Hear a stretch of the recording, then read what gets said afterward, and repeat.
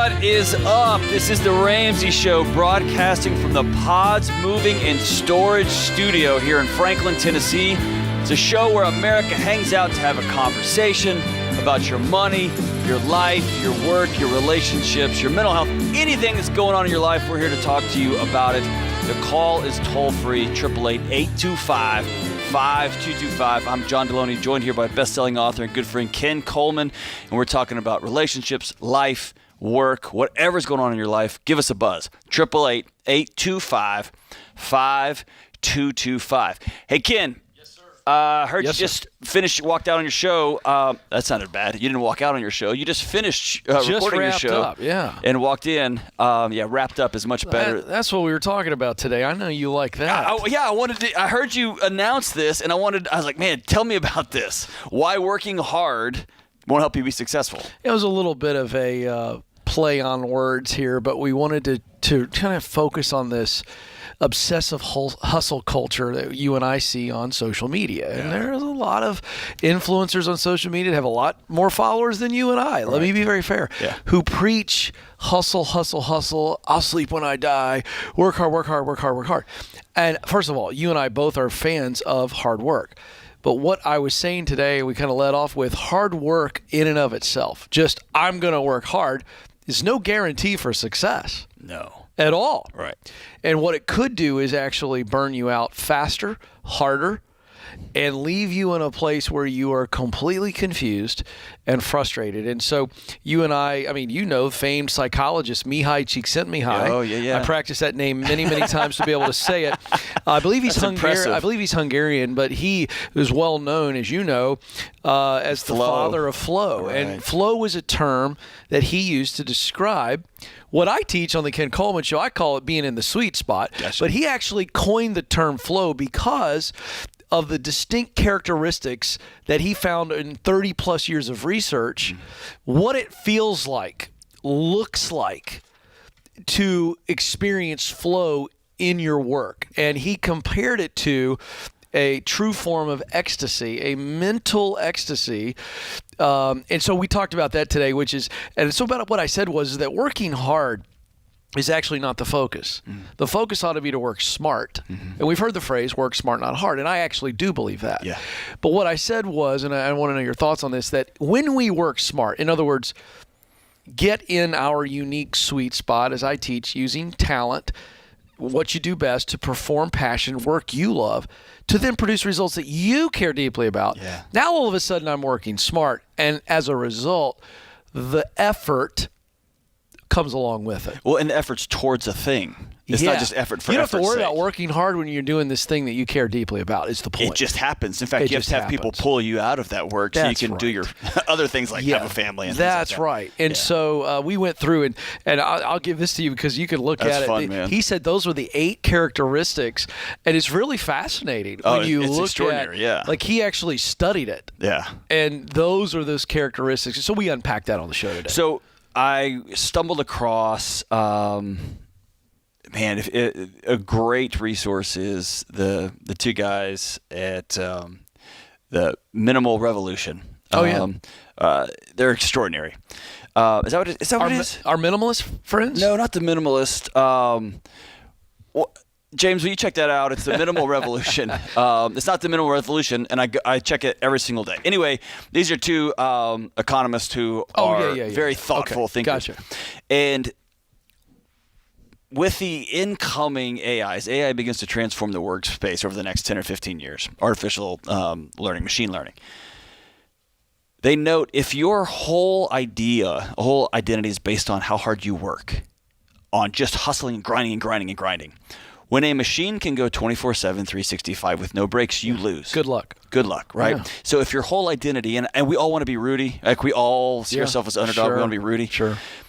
But Rudy was working towards a thing, right? Towards a passion. And his whole identity wasn't, it was in, I'm going to serve the team, right? And I'll keep showing up. Here's what I want you to comment on, because you deal with this.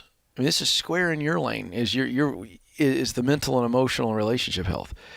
John, I see people working towards status. Yeah, oh gosh. And so like we show up at picnics or soccer games or whatever, and when feels like all of our conversations, and I'm chief on this, chief center on this, if I'm not careful, we start talking, how you doing? And it's like, oh, I'm so busy. And then all of a sudden it's a competition for how busy we are. Yep. And I just feel like the busy culture is killing our souls. What are your thoughts on that? It's a strange world we found ourselves in, where we're not judged on our when we're not judged on our output, on what we're actually put into the world, we're judged on, well, did you work hard? How was your effort? And that has turned into, well, I'm putting more effort than you are. Yeah. I'm effort king. Oh, yeah, I'm effort king. I've been there too, man. How's work? Man, it's just busy. Life's busy. Right. Oh, yeah, I'm really busy too. Right. What a dumb way to interact with another stupid. person. We've made our self-worth about how hard we work. Yeah, and it how comes many in from things the we're first doing. in, last out, right? Of course. That was the You're 80s right. and 90s. If you be the first one in or the last one to leave. Right. And that turned into the work capital is butts and seats. That's right. Right? Yeah. And you lose the person who's making connections, who's actually making calls, going out and visiting people, doing good work, man. And you and I time. share this. We share this. In fact, we do this at our Building Wealth events. We kind of take questions from the crowd on this. But, what I'm trying to teach on the Ken Coleman Show as a part of Ramsey, when we talk about, money and life, life through the lens of money, relationships, and work, it's that success is the wrong metric. Right. Significance is the metric. And what I mean by this is every human is significant just by being a human. Right. But your work contribution, it's about what is significant to you. The school teacher is just as successful as the president of the United States. Right. Right. Because in her world, this is what she wants to be doing, and she's able to provide and fill in the blank. It's results, mission, and it's heart, passion-based. Yep. And so if we can get to the point, and what I'm trying to do is just help people see what's your unique contribution that matters to you because you see how it matters to others. And so purpose isn't about us. No. Hey, here's what's important. When you're defining what's important to you, it's also important to create a world where that is okay. It's not great point. We run, and this show exists because people say, I want to be a teacher. Yep. I was put on earth to be a teacher, but I'm driving a Lexus.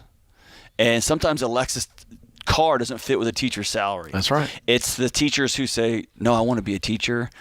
I'm a Corolla person. Yep. And I'm going to look up in 38 years, I'm going to be a millionaire, right? That's because I created a world where my dream could exist. And by the way, to your point, they are the third largest group of net worth exactly millionaires, according to the Ramsey Solutions study of over 10,000 net worth millionaires. So, I'm really trying to drive this because we're more than ever. We need boundaries, man. And it's what you're helping us with. And you and I combine on that. We are too, redefining what work is. Yeah. And if your identity is, I'll just outwork you. Cool, man. A robot's coming for you. Get yourself a good counselor and a good doctor because you're going to need it. But if you're, a good heart surgeon. But if your philosophy is, I'm going to find purpose, I'm going to find meaning, I'm going to work hard to get there, now you're onto something.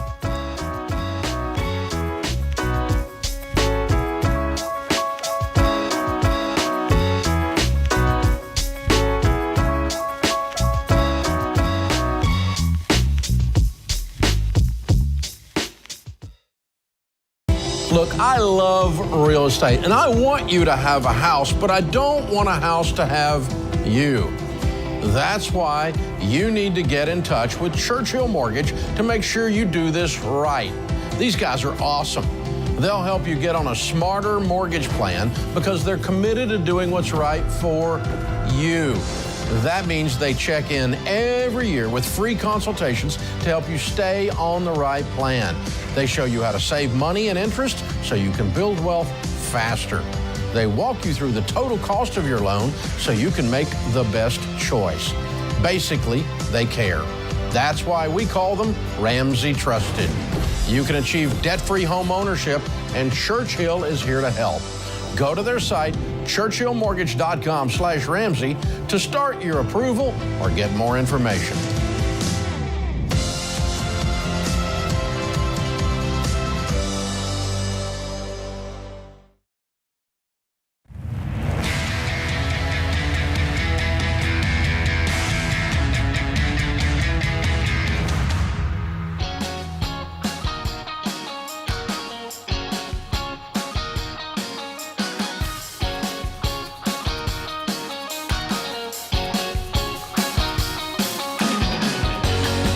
are back. This is the Ramsey Show, 888-825-5225. And before Ken and I were talking about the minimal revolution, I don't know why I said that. It's the marginal revolution with Tyler Cowen and Alex. It's a news source, a blog source that I go to, just a couple of great thinkers who have some provocative ideas on things. Don't agree with them on everything, but I do love their informed opinion. Marginal revolution. Well, we all need more margin. I mean, if you just go down the list. So you just turned me on to him. Folks, he was going nuts in the break talking about him. I mean, you daily digest these every guys. single day. That's where I get my news. That's where I get my news. I love it. I'm in it. It's fantastic. I'm going to do it. All right, let's go to Susan in San Antonio. Hey, Susan, what's up? Good afternoon. Thank you for taking my call. You got it. What's up? How can we help? So basically, I've been in the medical field for 30 years, and back right before COVID hit, I started out on a venture to open a day hab for intellectually disabled adults. Mm-hmm. And we were going fine, but then COVID hit and everything shut down. And since then, it's pretty much been stagnant because I've put in the 501c3, been waiting on funding, can't get the funding. So I'm going to just throw it to the wolves and start it up in January. I don't know if that's a good idea or not. I just need somebody from an outside source to go, yeah, and walk me through the steps that I'm not crazy to go ahead and go from a full-time job to a part-time job and take this on as a full-time venture. All right, well, let's stay in the level of uncertainty that you just presented. What are you uncertain about to where you feel you need to call two other people and get their opinion? So is this a good idea? What are you concerned about that might be a bad idea? The biggest concern I have is that when I started this venture, it was basically from my heart, and I was doing it for free, and hoping that getting it going, doing it part-time and for free, that eventually we would get funding, we would get clients that would start paying, and things would move on.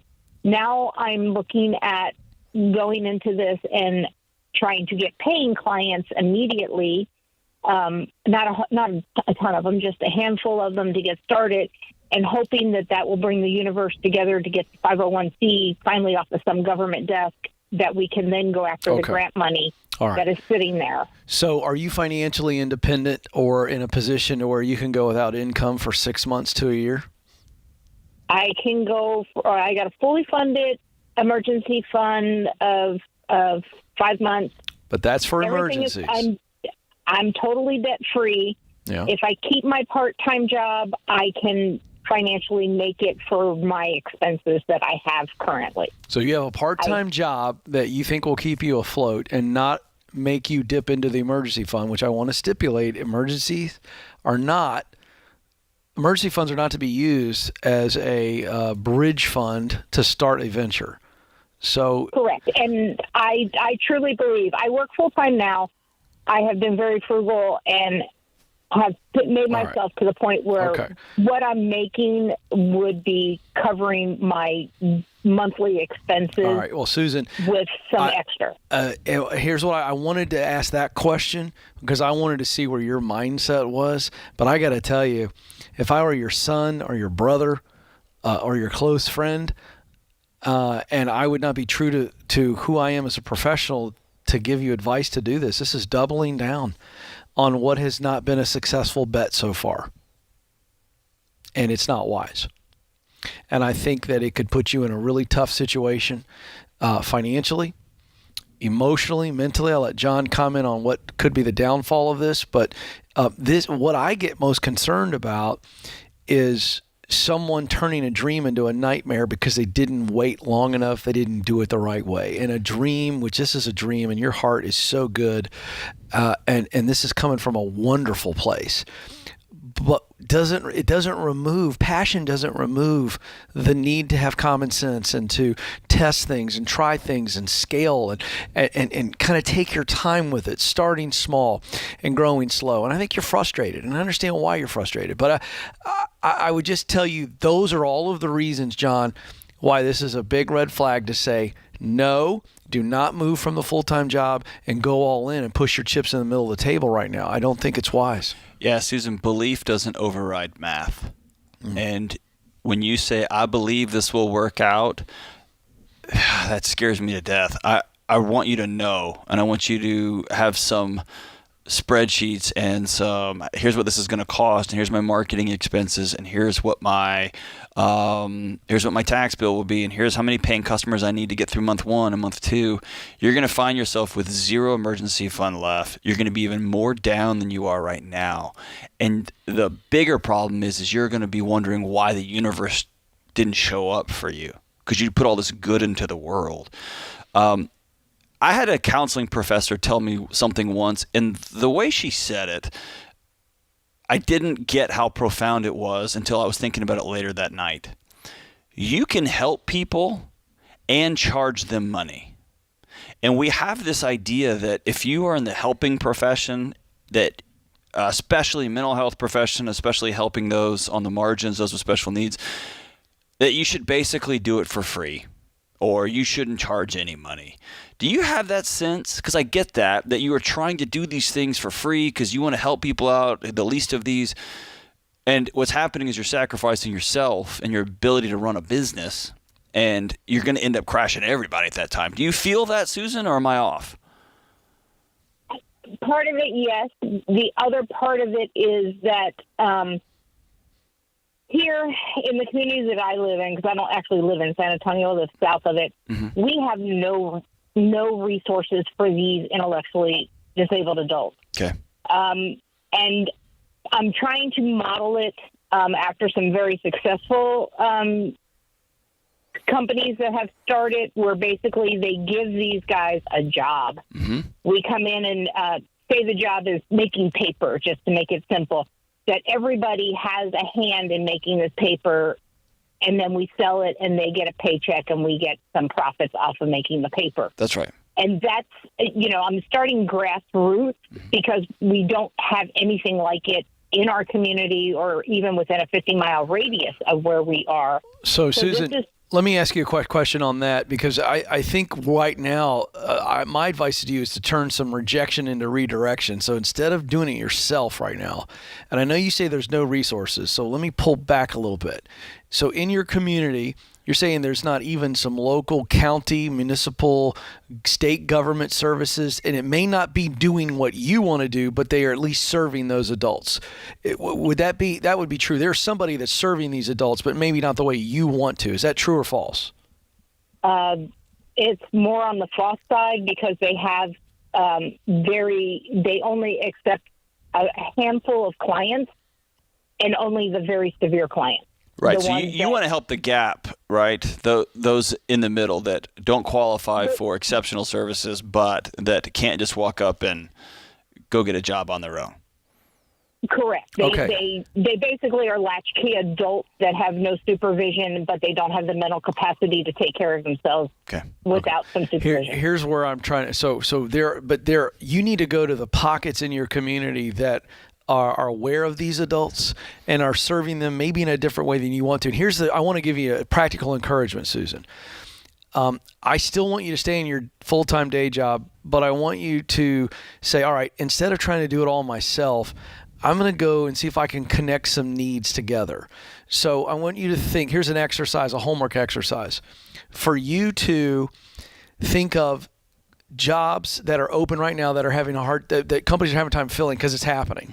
So it could be everything from fast food restaurants to the home improvement store, whatever. Who needs to hire and they're having a hard time?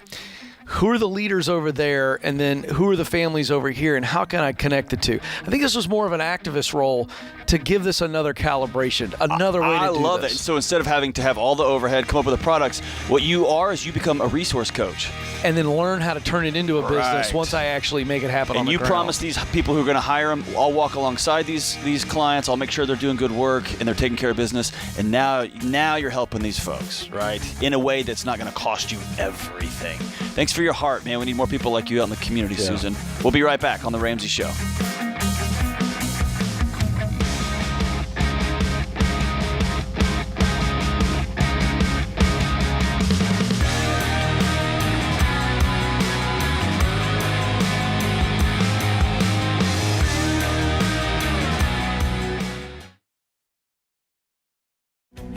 If you're looking for ways to update your home without blowing the budget, I've got it. For years, I've been telling you about our friends at Blinds.com. Blinds.com makes it simple to shop top quality blinds, shades, and interior shutters from home with easy online ordering and free shipping. With Blinds.com, there's no need to renovate your entire home. Just change out what's on your windows with upscale choices like faux wood blinds, cellular and roller shades, or even outdoor shades. Plus, Blinds.com guarantees the perfect fit, whether you do it yourself or you have them measure and install everything for you. Shop their latest looks and see how much you can save at Blinds.com today. The easy and affordable way to make your home more beautiful is Blinds.com.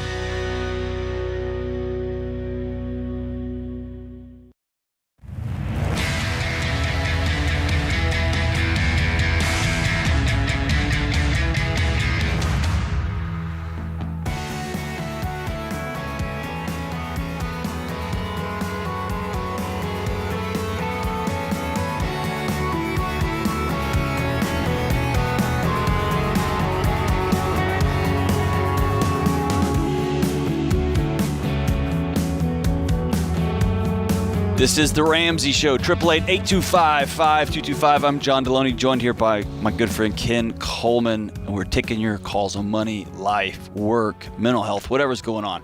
888-825-5225. Let's go out to Terrence in Cleveland, Ohio. What's up, Terrence?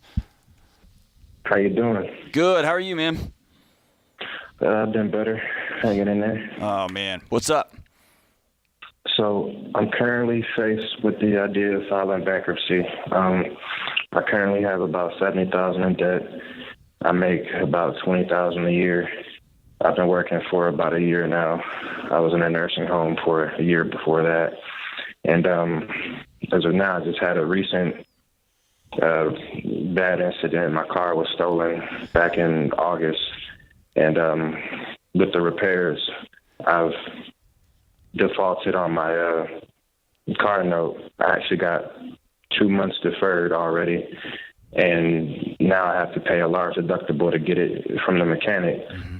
And I'm still, faced with the car payments, which is more than half of my monthly income right now.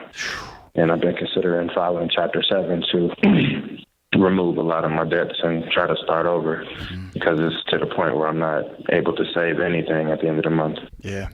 Terrence, can I ask you, what are you doing for a job right now? I'm a custodian. Okay. And did I hear you right? You're making about $20,000? Yeah. Okay. And then you said did I hear you say you were in a nursing home? I was, yes. Okay. Do you have any physical limitations right now that would keep you from doing any other type of work than being a custodian?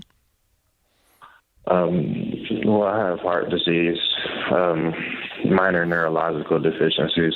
Like, my endurance is very low. Okay. So I have to expend my energy twice as much to do normal functions. Is the custodial job, I don't want to assume, but is it a physical job, obviously on your feet a lot and doing a lot of physical labor? I mean, yeah, but I work at my own pace. I got employed through this organization called Vocational Guidance, and it's pretty much geared towards disabled persons like myself. Okay. Another couple quick questions here. How much do you owe to get that car from the mechanic? What would be the fee you got to pay to get it back? $1,000. $1,000. And what would you say the car is worth versus what you owe on it? It's worth about $20,000, and I owe $35,000. I'm sorry, you broke up. You owe what? I owe $35,000, and the car is only worth about $20,000. Okay, all right. The reason I went that direction, John, and Terrence, the reason I'm asking you about what you're doing and what your physical limitations are, is because even though you have limitations, and I know you went through an organization that's trying to help you out, man, I'm willing to stake my entire name and reputation on the fact that you should be making, and you can be making, way more than $20,000, which would help us in this financial situation. To come up with $1,000 to get the car, then we could sell the car, get a smaller loan. It's the only time we recommend loans, maybe from a credit union, and to pay off the rest of the loan and then start fresh. But one of the things we've got to do is get you into a place where you can make more income but not have all the physical exertion, because you do have some physical limitations. And I want to try to help you on that. We may not be able to solve it all on this call, but I at least want to put that out to you so that you have a mindset that you don't have to look at chapter 7 to get out of this mess.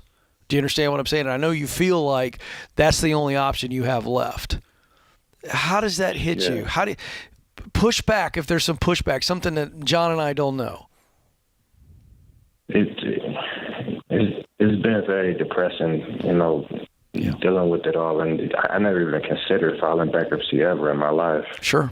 So, Terrence, filing for bankruptcy, if we look at the data, has a lot of external consequences besides money. And you're feeling it right now, right? It feels like it's going to be this big freedom and this big release. And there is a release to it. But, man, what it does to your psyche, what it does to your ability to navigate certain things moving forward, it's just such a burden. It's very similar to divorce. I'll never recommend somebody get divorced. That's a decision someone's got to make on their own. And I don't ever recommend that somebody file for bankruptcy, simply because I know the downstream consequences are so heavy. Sometimes it's your only option. Dave's talked about it. He did it. And he is probably one of the last in lines to say, hey, he went and developed a plan so that nobody ever has to go through that, right? I've spent my career up until I joined Ramsey Solutions working with people with learning exceptionalities and with special needs. Does this agency place you in a place where they said this is all you can do? Because right now, when I look at the wages, even at minimum wage places, are paying double minimum wage in certain places. They're paying a lot more than $20,000 a year to work fast food right now, or to drive Uber. And I'm trying to think of a couple of places that you could work and then get another job driving around where you could just listen to music or listen to podcasts or talk on the phone. And if you have those days where you're just worn out, you can stay at home. You don't have to work that shift if it's Uber or if it's Uber Eats or if it's one of those, Lyft or anything like that. My question for you is this. Instead of just saying all I'm ever going to do is be able to do $20,000 a year, do you have a mentor or a friend or someone who will walk alongside you that's outside of the agency that you trust, that you said, hey, I got to make more money and I need your help looking at jobs, applying for jobs, going to interview with jobs? Would you be willing to walk alongside? Is there somebody else that would help you with that, or is the agency all you got? Not at the moment. They're literally all I have right now. I haven't even considered, trying to find other people of that caliber to talk to. Okay. Well, Terrence, I want to challenge you on something, because John and I know you can get out of this. I know you can. And we want you to borrow our belief. If you just got John and I today, I'm telling you, Terrence, yes, you have the physical limitations, but John is right. We're talking Walmart and Target, late shift, McDonald's, something like that. You can make as much as $18, $20, $22 an hour. Not only that, Kroger just announced, I don't know if you had, but I'm giving you ideas to where you go, wait a second, the world is much bigger than this agency just placing me somewhere where they have a relationship, because more money changes your life dramatically. Am I right or am I wrong? You're right. I mean, I want you just for a second to imagine making $20 an hour. How would that change your life? I wouldn't worry so much. Come on, man. You'd be able to get that car out of the mechanic pretty quick. And John's right. I mean, what people are paying. Listen, and can I tell you this? I want to paint a bigger picture. Walmart, Target, just two big companies. They are also giving tuition reimbursement to where not only you work and make more money, you could take the next chapter in your life and get qualified for something, and they're going to reimburse you. So you got to know there are more possibilities for you, and you can get the car out of the mechanic, and you can pay the debt off. You can walk through this, and we're going to walk through this with you. Let's give you Financial Peace University. We're going to gift you a full year of that, and I want to give you the book, Dave's book. He sold 6 million copies, something like that, and counting. Total Money Makeover. If I give that to you, will you promise to read it? Yes, I do. Do you believe, Terrence, that you can come out of this? I mean, yeah, Let me take I one do step. believe in myself. Let me take one step below what Ken's saying. You've been told you're less than, haven't you? I have ever since I got sick and suffered a traumatic brain injury and all of that stuff. Yeah, That's right. You've been told. Has been very shot. You've been told you're broken. You've been told you're less than. You've been told you go over there. And Ken and I are both calling bullcrap on that. We believe in you more than you do. And I want you to believe in yourself as much as Ken and I do. Stay on the line. We're going to get you these tools in hand. And man, trust us, there is light on the other side of this thing. Yeah. We're Terrence, so proud of you, brother. Somebody needs you to show up and be the best version of Terrence that the world has ever seen. That's where we want you to get to.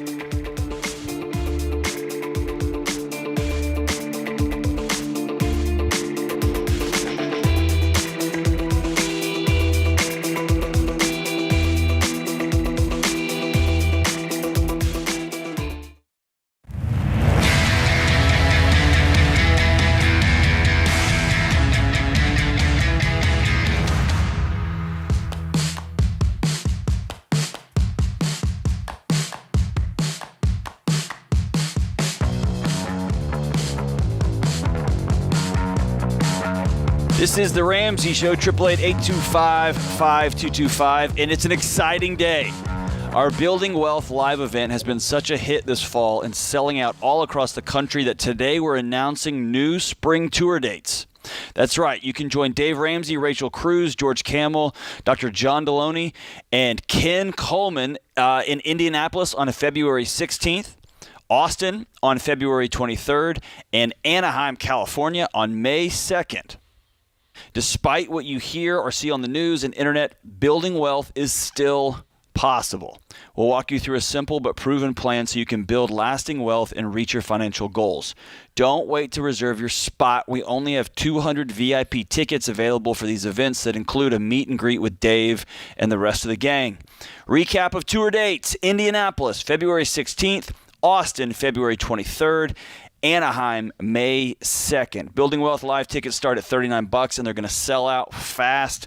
Go to RamseySolutions.com/events to reserve your seat today. All right, let's go to Sonia in Austin, Texas. What's up, Sonia?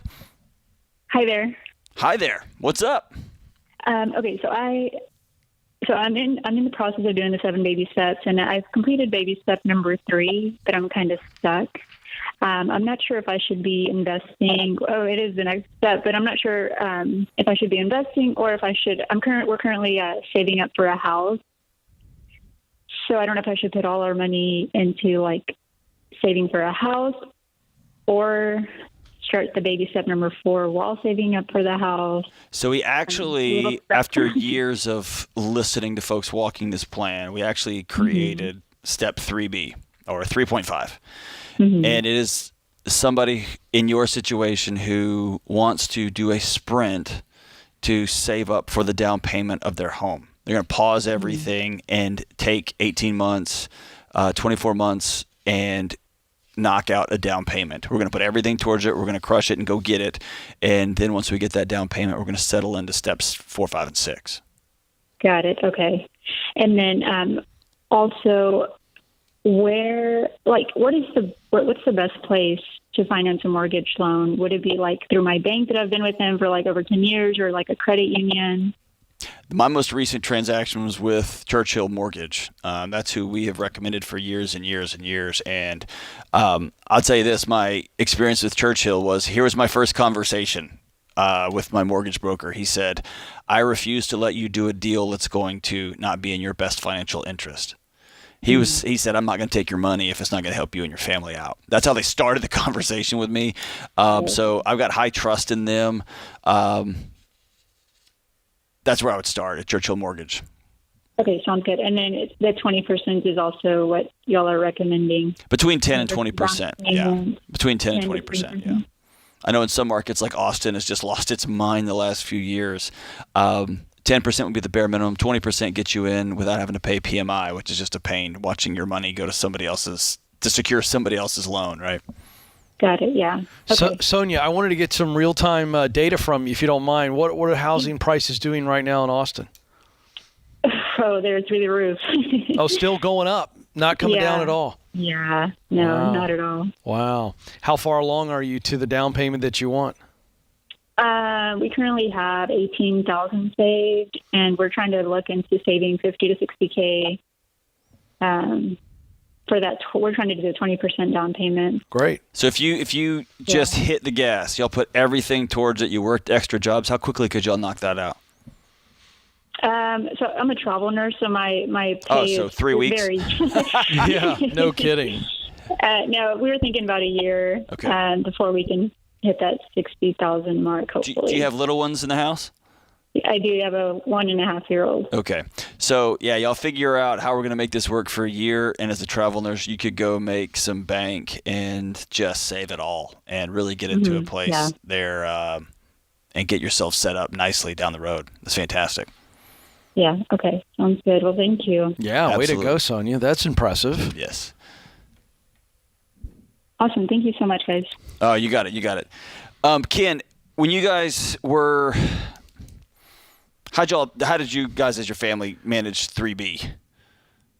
Well, 3B for us was a little bit different than the traditional. All right, because we had already been debt free in our home in Atlanta. Okay, gotcha. So then when we sold and moved up Just here, a matter of moving it over. It was a function of taking that equity. Gotcha. We still rented for 2 years, and I tell people this all the time. It was less about the money at that time. It was more about what's the right location. Where are we going to be? And when you got 3 little ones, we had, let's see, Ty would have been 3rd grade, Chase 1st grade, and Josie was a kindergartner. So it was like, let's rent for at least a year and figure out where in Middle Tennessee do we want to land. And it ended up turning into 2 years for saving. So it was a kind of a hybrid Both 3B. And then we found the right place and we're able to move into that. So it's hard for folks to wait. But I got to tell you, for us, waiting 2 years and renting, I don't look at that as throwing money away. It was a huge decision for us financially, as well as just I don't even know what to geographically. It just allowed us to lock into the right place because we knew we were going to be here a long time. That's awesome. All right, let's go to Nelson in Atlanta. Let's see here. Hey, what's up, Nelson? Hi, good morning. Good afternoon. Good afternoon. Okay, yeah, we can hear you. What's up, man? Okay, here's my situation. I got an opportunity to refi. I don't know if you want me to mention the company or not. It's a cash out refi. They say they would pay off all my credit card debt, which is around $45,000-$50,000. They would pay off my truck. They would pay off my second mortgage. And all that owes in mortgage, the interest rate would go up to 6.75 from 4. Let's say the payment. Nelson. Yes, sir. It's a horrible idea. Terrible idea. Someone is using the skin off of your butt to put money in their wallet. Don't do it. It's cash out refi. Don't do it. Don't do it. Don't do it. You're going to make a list of your debts from smallest to largest, and you're going to probably have to go for a walk around the neighborhood and weep a little bit, and then you're going to get after it. Yeah. There's not a shortcut or a hack through it, man. Well, please don't do this. I've talked to several people, and they more or less say what you say. I'm getting an increase in salary. Well, not salary, but my income will increase about $20,000. Good. So over $100,000 a year with everything. I'm a retired veteran, so my job and Social Security and everything that'll help me out. Good. Well, let me ask you this: I am using a company. Hey, Nelson, talk into the phone, please. I am using a company that's helping me. That gives me legal protection. Do I have to worry about legal protection with these credit card companies? Just pay your bills, man. Yeah, no, you don't. No, pay your bills. Okay. Well, I really appreciate this. You got. Hey, if you join up, hold on, yeah, don't hang up yet. If you join one of these refi companies, what they tell you is don't pay your bills anymore.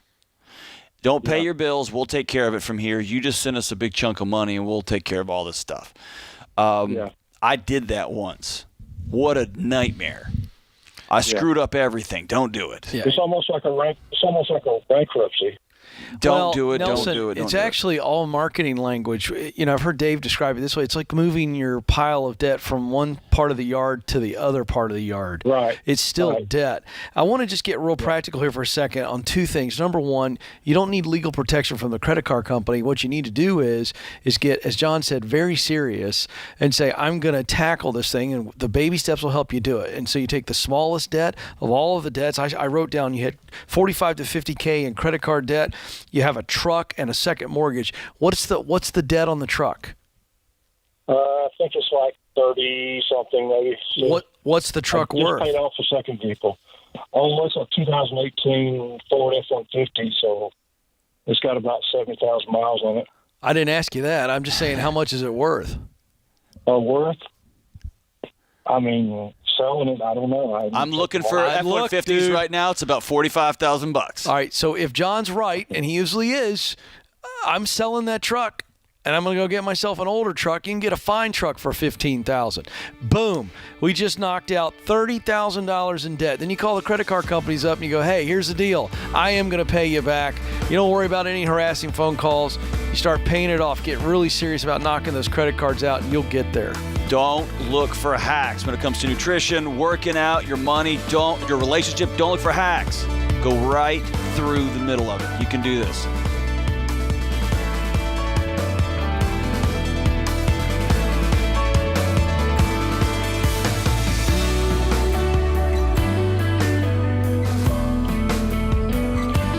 Hey, it's John Deloney, co-host of The Ramsey Show. Did you know over 18 million people listen to The Ramsey Show every week? A lot of those people listen on one of our 600-plus radio stations across the country. To find a station near you, go to RamseySolutions.com/show.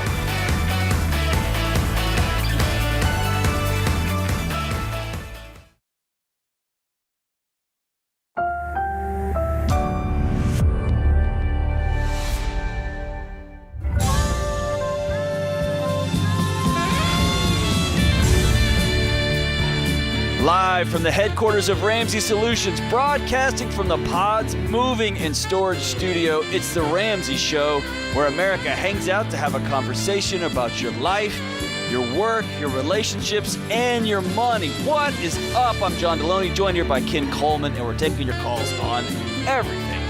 888-825-5225. Let's go out to Mary in Providence, Rhode Island. What's up, Mary? Hi, John. It's so nice to be on with you all. I guess my question, it's both career-wise, but I guess it would be on your end of the spectrum too, of like emotional-wise, is I'm 33 years old and I just can't seem to find a career, and I feel very directionless, and I'm trying to just get some advice. I feel like I've always been the type that, like, when I was younger, I would, like I had a plan, I had a direction, and then I graduated, and then now I'm looking, it's 10 years since I graduated, and I still don't feel like I have a career path. So I'm just looking for some direction with that. What was your direction when you were younger? I originally wanted to be a journalist. Why? That was like my first major, because I wanted to help people. I wanted to write stories that brought light to issues that people had, and help motivate other people to come to action. Interesting. What changed? I had my first internship in journalism, and I realized I was like, this profession will kill me. I knew I wanted to have a family. I was like, it's not sustainable, and I don't want to always be traveling and leaving my family and having crazy hours. So it was just kind of defeating. Okay, this is where we got to go back to the story. So I already put you on rewind. Now we want to press pause. You cool with this? Yeah. All right. So this happens to a lot of people. You have a pretty clear. You can't define it or articulate it, but you have a clear direction. You go, and it's not what you expected, or parts of it were what you expected, and then the schedule and the grueling hours and the travel and the not glamorous pay, because journalism doesn't pay much at all. It's awful. Yeah, and all of that crashed into your heart. The reality crashed into your heart, and you were left defeated was the word you used, and it's the right word. And so because you were defeated, you then became confused.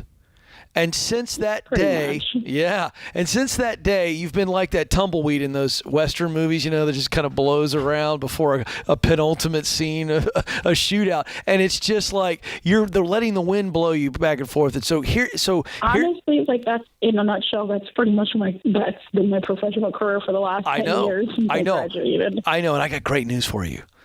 The answer for direction and clarity is to go back to where we are right now. So let's go back to the answer you gave about what you loved about journalism or what you thought was going to be great about it. And it was, I'm going to repeat to the best of my memory, but you go there with me. It was storytelling, using words, research, investigating, advocating for the general public. Information is good, and I can take information that you need to know, and I can use it for your good to protect you, to inform you. Does that sound about right? That's what really got you fired up about it. Yeah, I think mostly too just the helping of people. That's the one thing that I feel like that's, even though I've been like a tumbleweed, as you said, through my career, I love to help people. Okay. That's the thing that really brings me joy. Okay, great. So with that in mind, there was the storytelling and the informing, the advocating. You agree with that part as I described it that way? At the time, but now I don't feel like I'm really into that anymore. Okay, great. All right, then let's shift. So this is fine. So right now, I want you to describe the people you would most love to help. Forget the job description. Forget where you're doing it. I pay you the money you want to make, and you just get to help people. I hand you a check, and I say, Mary, all you got to do to get this check the next 2 weeks is to go keep helping these people. Who are the people that come to mind right now? Describe them. Children, people who are like impoverished. They're like, they come from like poor backgrounds. Great. Those are like the two people. Great. All right, now, in your own words, that's awesome. Now, in your own words, don't worry about it sounding pretty. Just John and I here. Forget everybody else. Describe the problem, the source of the poverty that you want to help fix. What's the problem as you see it? As far as like poverty, a lot of it sometimes is education, mindset, like if people are from a family where there's been like substance abuse, things like that, that can be part of the poverty. Excellent. Excellent. And now the solution to that problem that you would want to be a part of.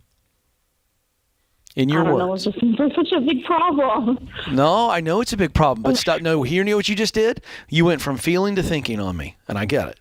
Yes. And I know you're nervous, and I'm not trying to put you on the spot, but your heart's got the answer. It's right there. You're 2/3 of the way through this formula. In your own words, feel the answer.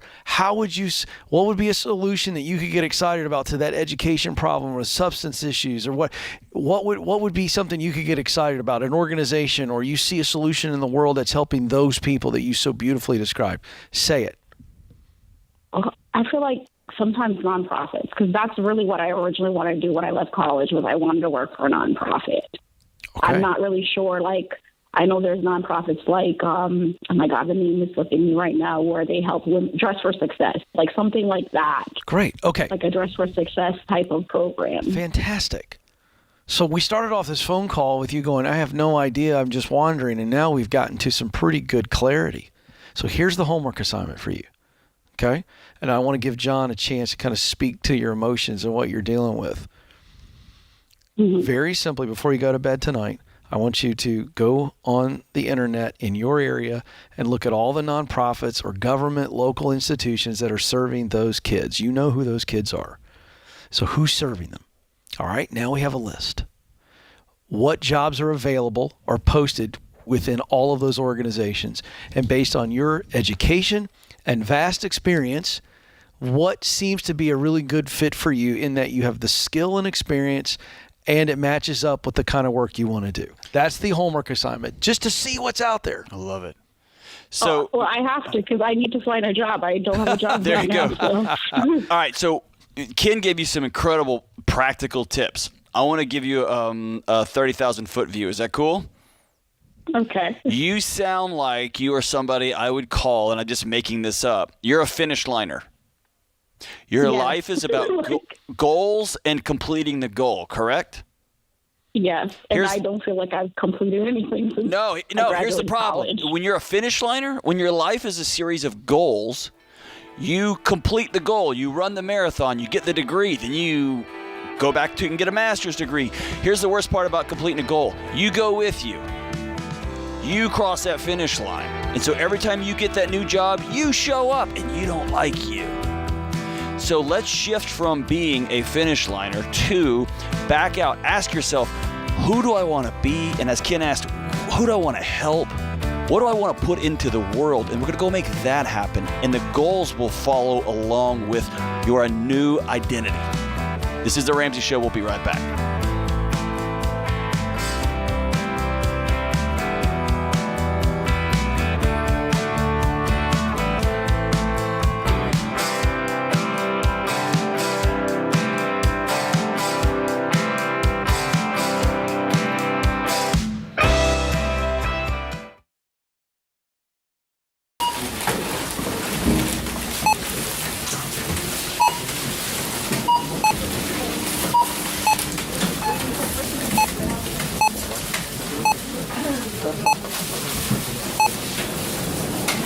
Still on baby step number 1, eh?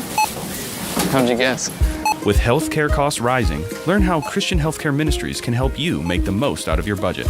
Visit chministries.org/budget. Don't worry, it's worth it.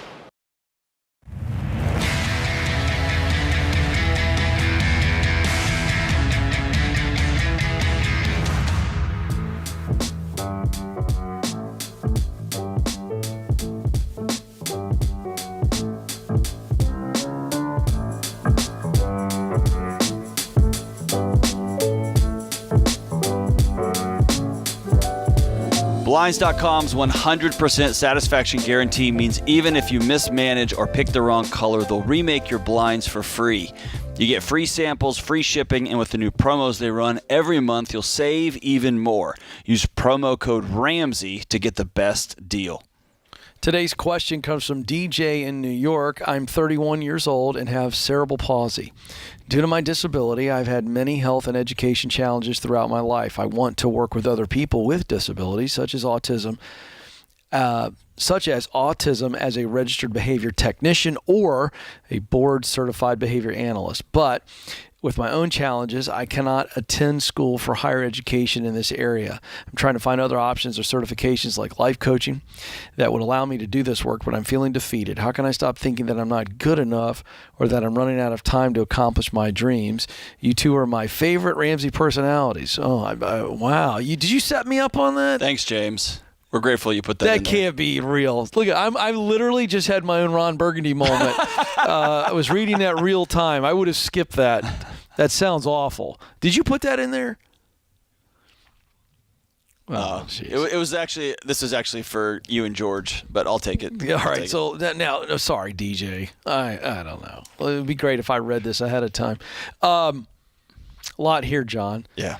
You've got some technical stuff, but there's more emotional there than there is technical. I'll let you go on emotional stuff because I think mindset helps. If this was a call to my show, I literally would say, you need to I want you to spend some time with a mental health counselor to get you to a place where I can help you. Yep. Because that mindset of worth and value has to be right-sided so that we can then go, that's you. Right. You are valuable. You have a lot to give. Yes. Then I can help you come up with how you can give. But I feel a lot of this. I've had this call before. So What do you say? What DJ's got to do is to balance what I love and what I want and what my purpose is. You and I were just talking about this off air. Right. This is who I want to help. I've been through this. I got a lived experience, and this is who I want to help. And then this is the boundaries of the game. So whenever I think of this, I think of I just lost his name. The guy, Golden State Warriors. The star? Yes. Steph Curry. Steph Curry. Loves the game of basketball. I want to win basketball games. Yep. And I'm 5'9", or however tall he is. Yeah. So he had to create a new way to get on that field, or get on the court. And so he became the best three-point shooter of all time. And his practice is legendary, his work ethic and all that. So DJ there's a path towards helping folks, and it looks like going to college, getting a graduate degree, getting certified, and now you've seen an influx over the last 20 years of life coaches, folks who are getting trained on how to listen and how to encourage and how to ask good questions. It becomes, okay, I want to do this. This particular path may not be available for me. That's correct. I'm not 6'10". I'm not going to be the traditional power forward. So what can I do? What's another way to get on the field or to change the game altogether? And so it becomes the defeated comes from, I see this path and I don't feel like I can participate on this path. And you can flip that around and say, cool, I'm heading off and I'm creating a new path. And the way you do that, that's a great point. And I'll just jump right in there. Practically what we do is we stop focusing on the position and we focus on the people. There you go. So the positions here are registered behavior technician or a board certified behavior analyst. Now, it's great to look into things like that and have a very specific target. But as John just so beautifully laid out, DJ, you've acknowledged there are limits where those aren't options.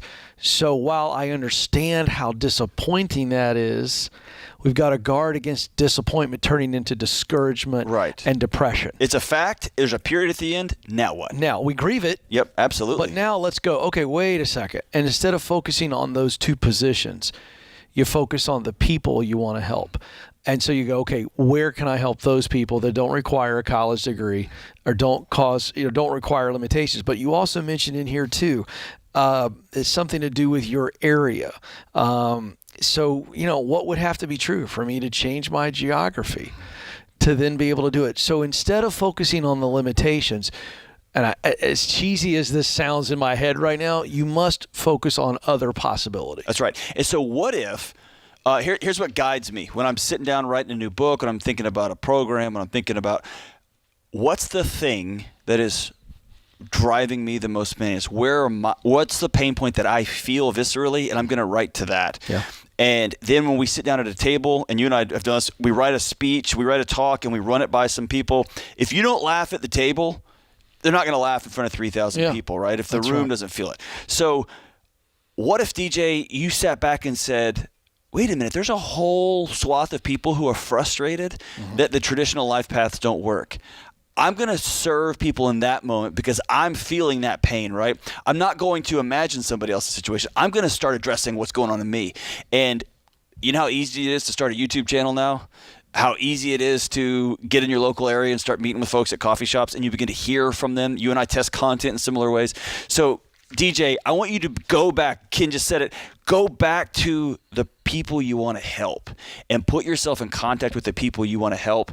And by the way, running out of time, I've told this story a million times, but my mom got her first took her first community college class at 42 and took one the next semester, one class the next semester, graduated with her PhD at 57 and got tenured as a professor at 62.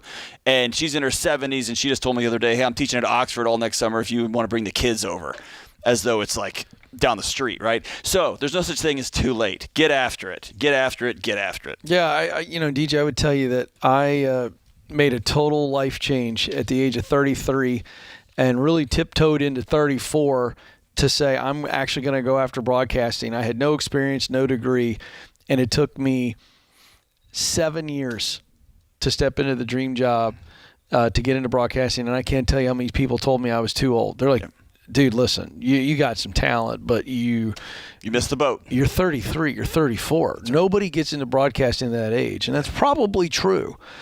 But I was just stubborn enough or delusional enough, you pick the adjective, to stay with it. But I can tell you on the other side, it's not too late. And that lie is a lie from the pit of hell, that my ship has sailed. And that's the voice of doubt.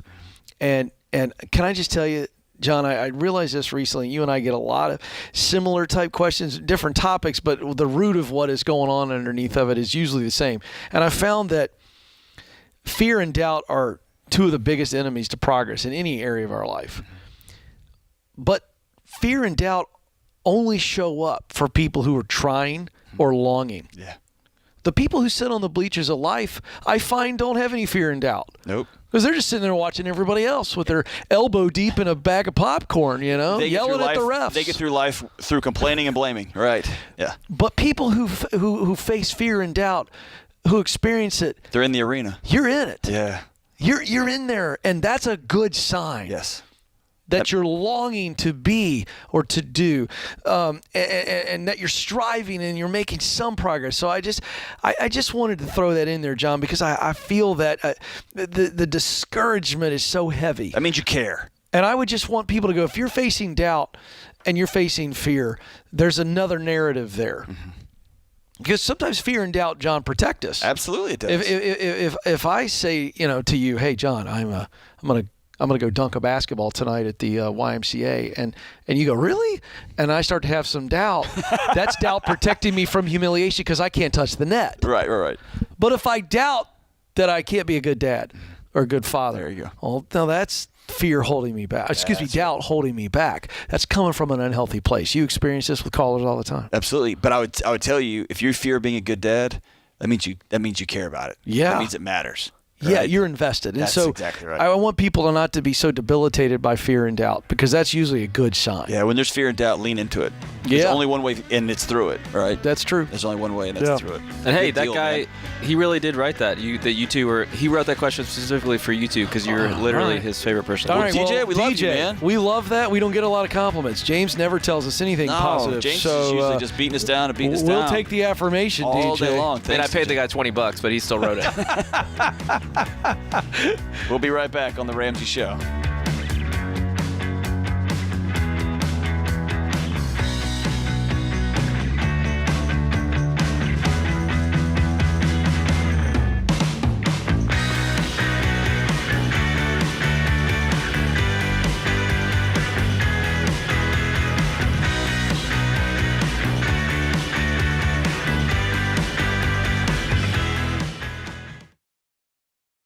I say it all the time. If you're a business owner and you don't know your numbers, you don't know your business.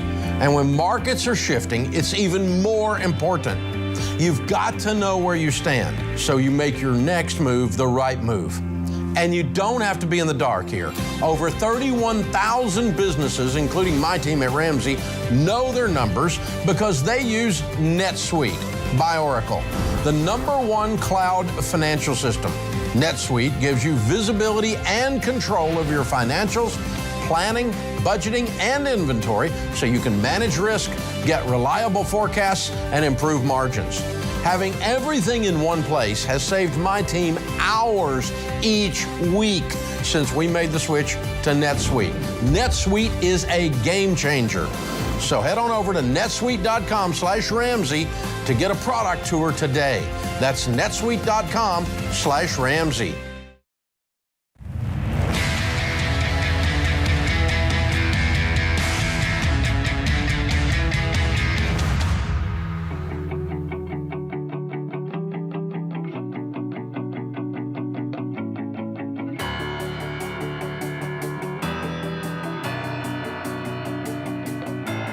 This is The Ramsey Show. I'm John Deloney, joined here by Ken Coleman, and we've got a beautiful couple on the debt-free stage. Yes. Sam and Nikki on the Ramsey Solution debt-free stage. How are you? We are doing well. Y'all Better doing than all we right? deserve. Better than I deserve. Well done. He has voices as well. That's exciting. All right, where are y'all visiting us from? Southern California. SoCal. How much did you pay off? $127,000 and some change. $127,000. And you had to do it while paying Southern California taxes, man. It Congratulations. was painful. Thank you. Yes. How long did it take? 4 years, 4.5 years. 4.5 years. And what was your range of income during this time? It started in the low 30s and it ended at about $140,000. What? Excellent. What do you do for a living? 3 jobs: day job in marketing, night job as an adjunct professor of English at the Masters University, and another night job as a staff writer for the Babylon Bee. What? Wait a second. All right, I got to fan out a little bit. So the Babylon Bee, for maybe folks who don't know, you give us the description of Babylon Bee. Christian news satire. News satire is a subset of satire. Yeah. Christian news satire is what it sounds like. All right, so John, this is great because we have a Babylon Bee article here. I've got to read just a little excerpt because of the work you all do. It's so funny. The headline was, Biden calls Dave Ramsey's radio show for advice on paying off $31 trillion. And this was yours, right? Correct. And I'm going to brag on you really quick. So for our listener viewer, hang with us. This is Sam's work here, okay? This is from this satirical article. Here we go. At first, the call had proceeded according to Ramsey's normal rhythm of uncovering, asking probing questions, followed by targeted recommendations for reaching financial freedom. Things derailed, however, when the caller elaborated on what had initially been positioned as a small deficit. Folks, the caller is Joe Biden. Owning up to spending $6 trillion per year while making only $4 trillion per year, causing Ramsey to explode. You spent $2 trillion more than you make? You got a freaking credit card from China? What the heck is wrong with you?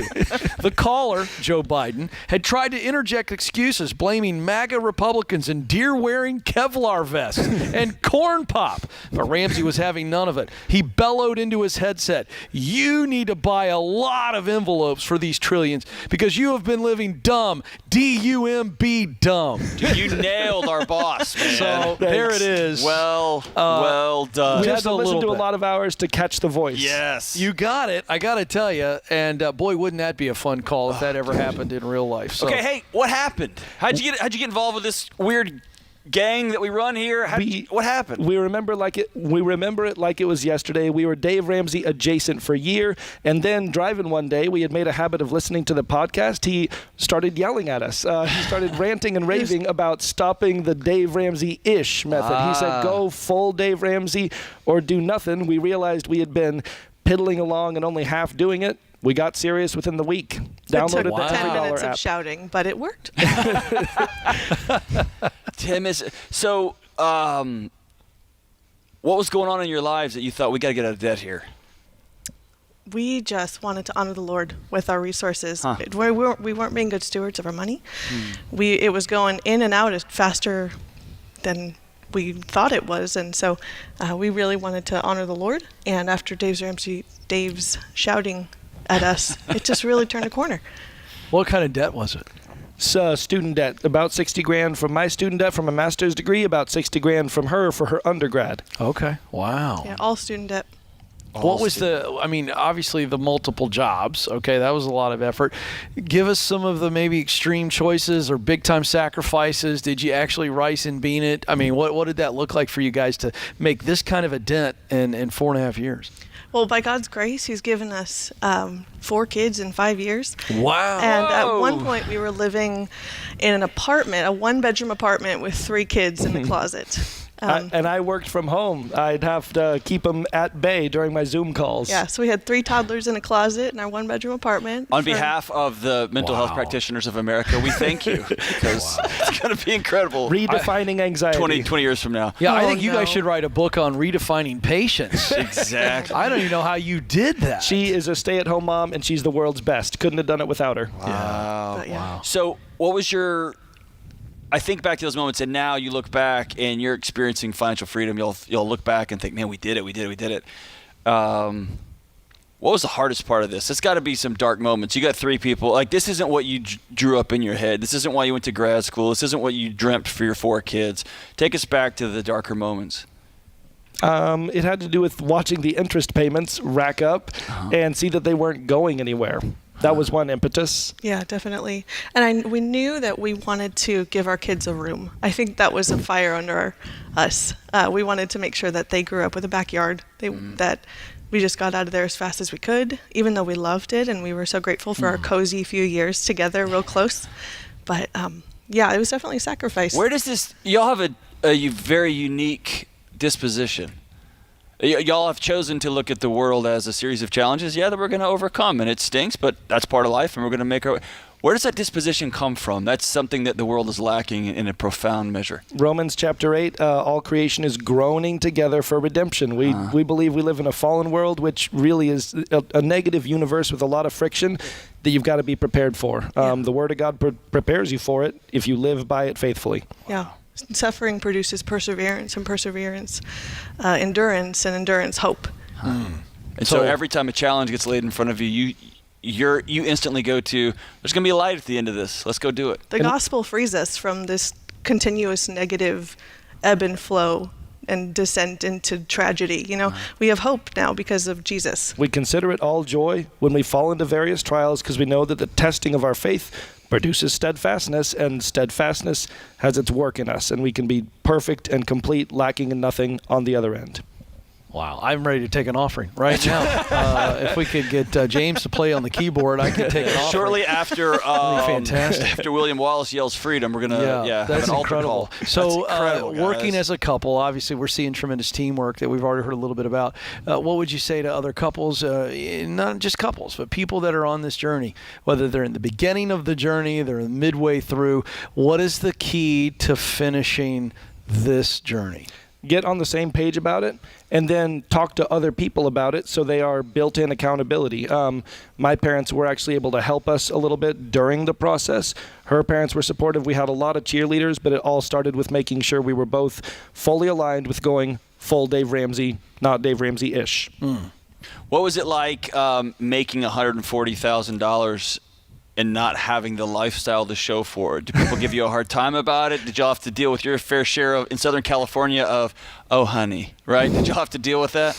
You know what? I feel like it's feast or famine with the real estate in Southern California. So everyone kind of lives, if we're making below, a certain amount of money, everyone lives in an apartment. And so it was just normal for us. But we budget a lot. So we still try, now that we're debt free, we really try to have fun with the kids and take trips to out of state and do road trips. So we talk a lot about peace, and Dave and I, several of us have talked about, I don't even know if we have a picture of peace anymore. That's just become a mythological word. What is the peace you're experiencing? Be very specific. You just mentioned we get to go play with the kids. What are some other things, some tangible pictures of peace that have emerged in your home since you've become debt-free? We've got a finish line that we've now passed, which has caused us to reevaluate our next finish line. And we didn't kind of start scrambling around blindly. We went back to the Word. We went back to the Bible. Our finish line now is stewardship, ongoing stewardship for the purpose of investing and giving and setting our children up for success. So peace looks like y'all get to decide what happens next in your life, right? Yep. Beautiful, beautiful, beautiful.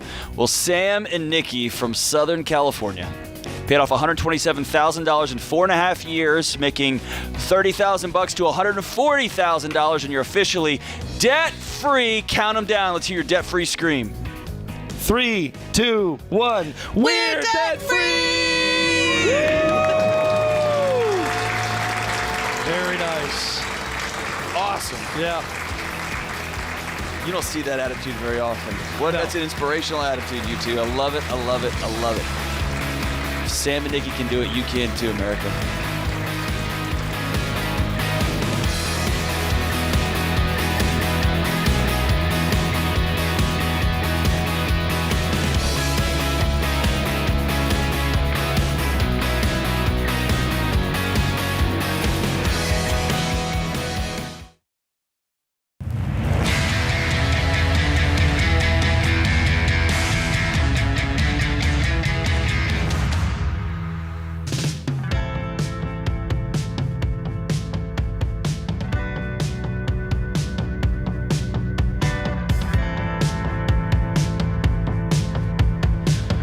Triple 825-5225. This is the Ramsey Show. Let's go out to Adrian in Monterey, California. What's up, Adrian? Hey, how you guys doing? Excellent, excellent. How are you? Amazing. I'm really excited to be on the show. Thank you guys so much. You got it. What's up? Okay, so here's my question. I'm currently in baby step 1. I've got all my totals ordered out and everything on how much. I have like $2,600 in credit cards. I'm currently leasing a car. That's the biggest thing I need to figure out what to do with. I leased it a few months back. A little bit negative in it, but the buyout is $18,000. I currently have $14,000 left on it, and I don't know if I should pay it down to where I can just sell it back to them and save up a little bit more money to go buy a car for cash, or if I should just pay this down and maybe potentially buy it out at the end with cash and just keep this, because obviously it's a newer car. There's a few ways I can go about it. I'm not sure exactly what I should do, what's the most economical for me. Well, I mean, have you run the numbers on it? What is more economical for you? Well, I mean, I don't know exactly how much it's worth yet, because I haven't gone and actually got it appraised again. Last time I did, it was worth about 26, I think, but it might be lower now because, the prices and everything are fluctuating. So hold on. Here's what I would do. I would go ask for the payoff amount, and sometimes you can just go online and click a button for what's the buyout of this lease, or it's in your contract. What's the buyout of this lease? And then I would get on Kelley Blue Book and find out what that car is going for in the private market. And if you can sell it and pay it off. If you can, if you look and say, I want to keep this car, so I'm going to take out a loan. I actually would take out a loan of some difference in. Well, I don't know what I would do. Man. Well, let me go to one of the options that you laid out. I think it was the first one. You said you could pay it down and then sell it back to them. Give me the numbers behind that transaction? I think it would possibly. I don't know exactly because I have to know how much it's worth exactly to them. But I'm assuming it's going to be around. Maybe I'm estimating $6,000 probably. Last time I checked, and then I would need to save up an extra $2,000 to buy a car for cash. So they would $6,000 is what they would buy it from you for? No. I mean the difference between. The difference. Yeah. So So here's the challenge. John and I can't really give you clear advice because you don't know the value of the car. But I think all the options you listed, you just got to go with the one that's best for you. So if paying it down, let's say you pay it down, you get after it for 2 or 3 months, and that allows you to get to a good position, a positive position, and sell it back to them, great. Or if it's a better financial play to sell it private seller, then do that. Or if you go to a credit union and get a $5,000 loan and pay the $3,000 difference and go take a $2,000, that $2,000 is left, and go buy yourself a hunk of junk, you've just improved your net debt ratio significantly. Okay? And we're not in the business to tell people to get loans, but if it gets you out of a lease and it takes your total debt commitment way down, then go make that move. Here's what I think. I think you leased that car because you couldn't afford it, but you wanted it in your driveway, and leasing it allowed you to get that car with low payments. I think you still love that car. Is that right? I really don't know. To be honest, I mean, I would be, if it gets me out of debt, I'd be happy to part ways with it. I like it. It is nice. It's a 2022 Altima. It's a nice car, but at the end of the day, I know I can live without it. Okay. So you're right. Yeah. It's nice, and you're broke. Right. Exactly. Yeah. Let's choose safety. Let's solve for freedom over solve for shiny, depreciating asset in the driveway. Okay. Does that sound good? That sounds great. I'm going to figure out a way to get out of it, and then go get me a car for cash, and then get on baby step 3 once as soon as I'm done with this. There you go, man. I love it. I love it. I mean, nobody loves an Altima. I mean, some people do. Really? Yeah. Love? It's a strong word, John. It is. Love? My wife still talks so fondly of her Corolla, like with all of her heart. Yeah, it's fond. I don't know if it's love. No, it's love. I don't think so. I think you can love. I'm not trying to bang on our friends over at Nissan, but all right, let's go to Angelina. Just keeping it real here. London, England. What's up, Angelina? Hello. Hi. Yes, Angelina. Yes, Michael, really nice to meet you guys. I listen to you every morning. Oh, lovely. That's wonderful. Angelina, talk directly into your phone. It kind of changed my life. Can you hear me? See if you can move the phone a little bit. Is that any better? A little bit better there. A little bit better. Really? Yeah, a little bit. Okay. All right, go for it. What's up? Yes. So I work for a university. I've been there for 16 years. I enjoy my job. I work in HR and human resources. They are offering an opportunity for all staff to voluntarily resign. Mm-hmm. And to me, that would work out at about £40,000 lump sum. That would be like 10 years expenses for me. just up front. And I'm just wondering if this is a wise decision to take up that opportunity. I'm on baby step 2, nearly at the end. Like within a couple of months, I'll be there. And I really would like a deposit for a home and my emergency fund. And I think this would help a lot. Do you feel confident? What is your thought? Do you feel confident, Angelina, that you would be able to step into other employment? Because I'm presuming you still need to work and make an income, correct? Yes, so I'm a single mum. I've been a single mum for about 3-4 years now.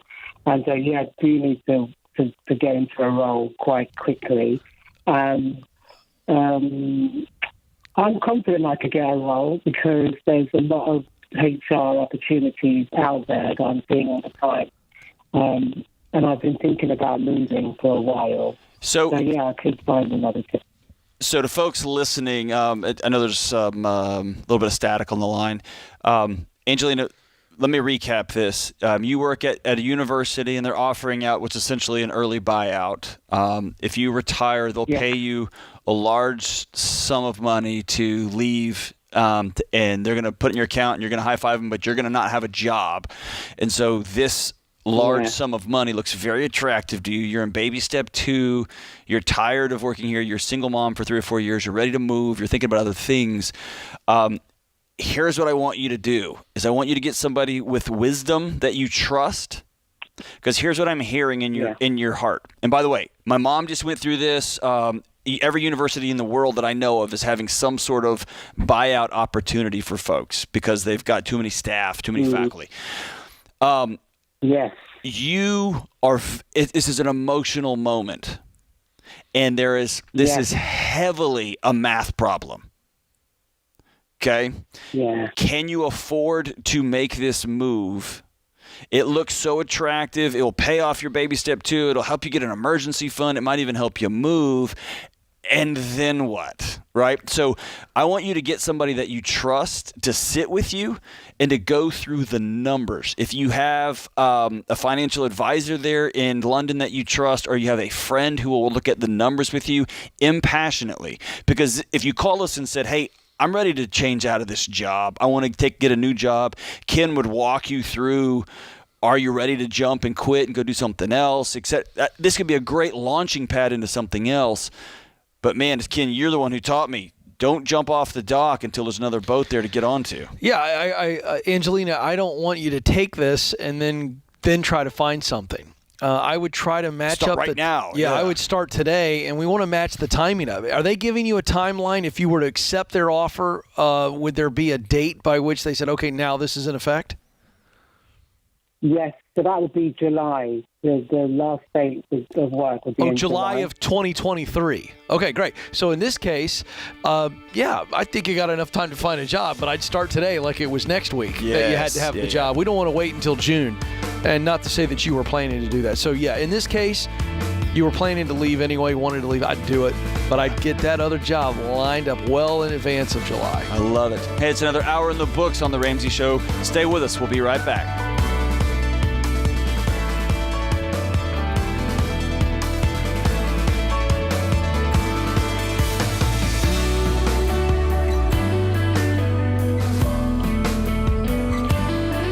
Hey folks, Ken Coleman here. Did you know The Ramsey Show is one of the most popular podcasts in the world? Get your daily dose of advice on life and money. Check out all of our shows from the Ramsey Network wherever you listen to podcasts.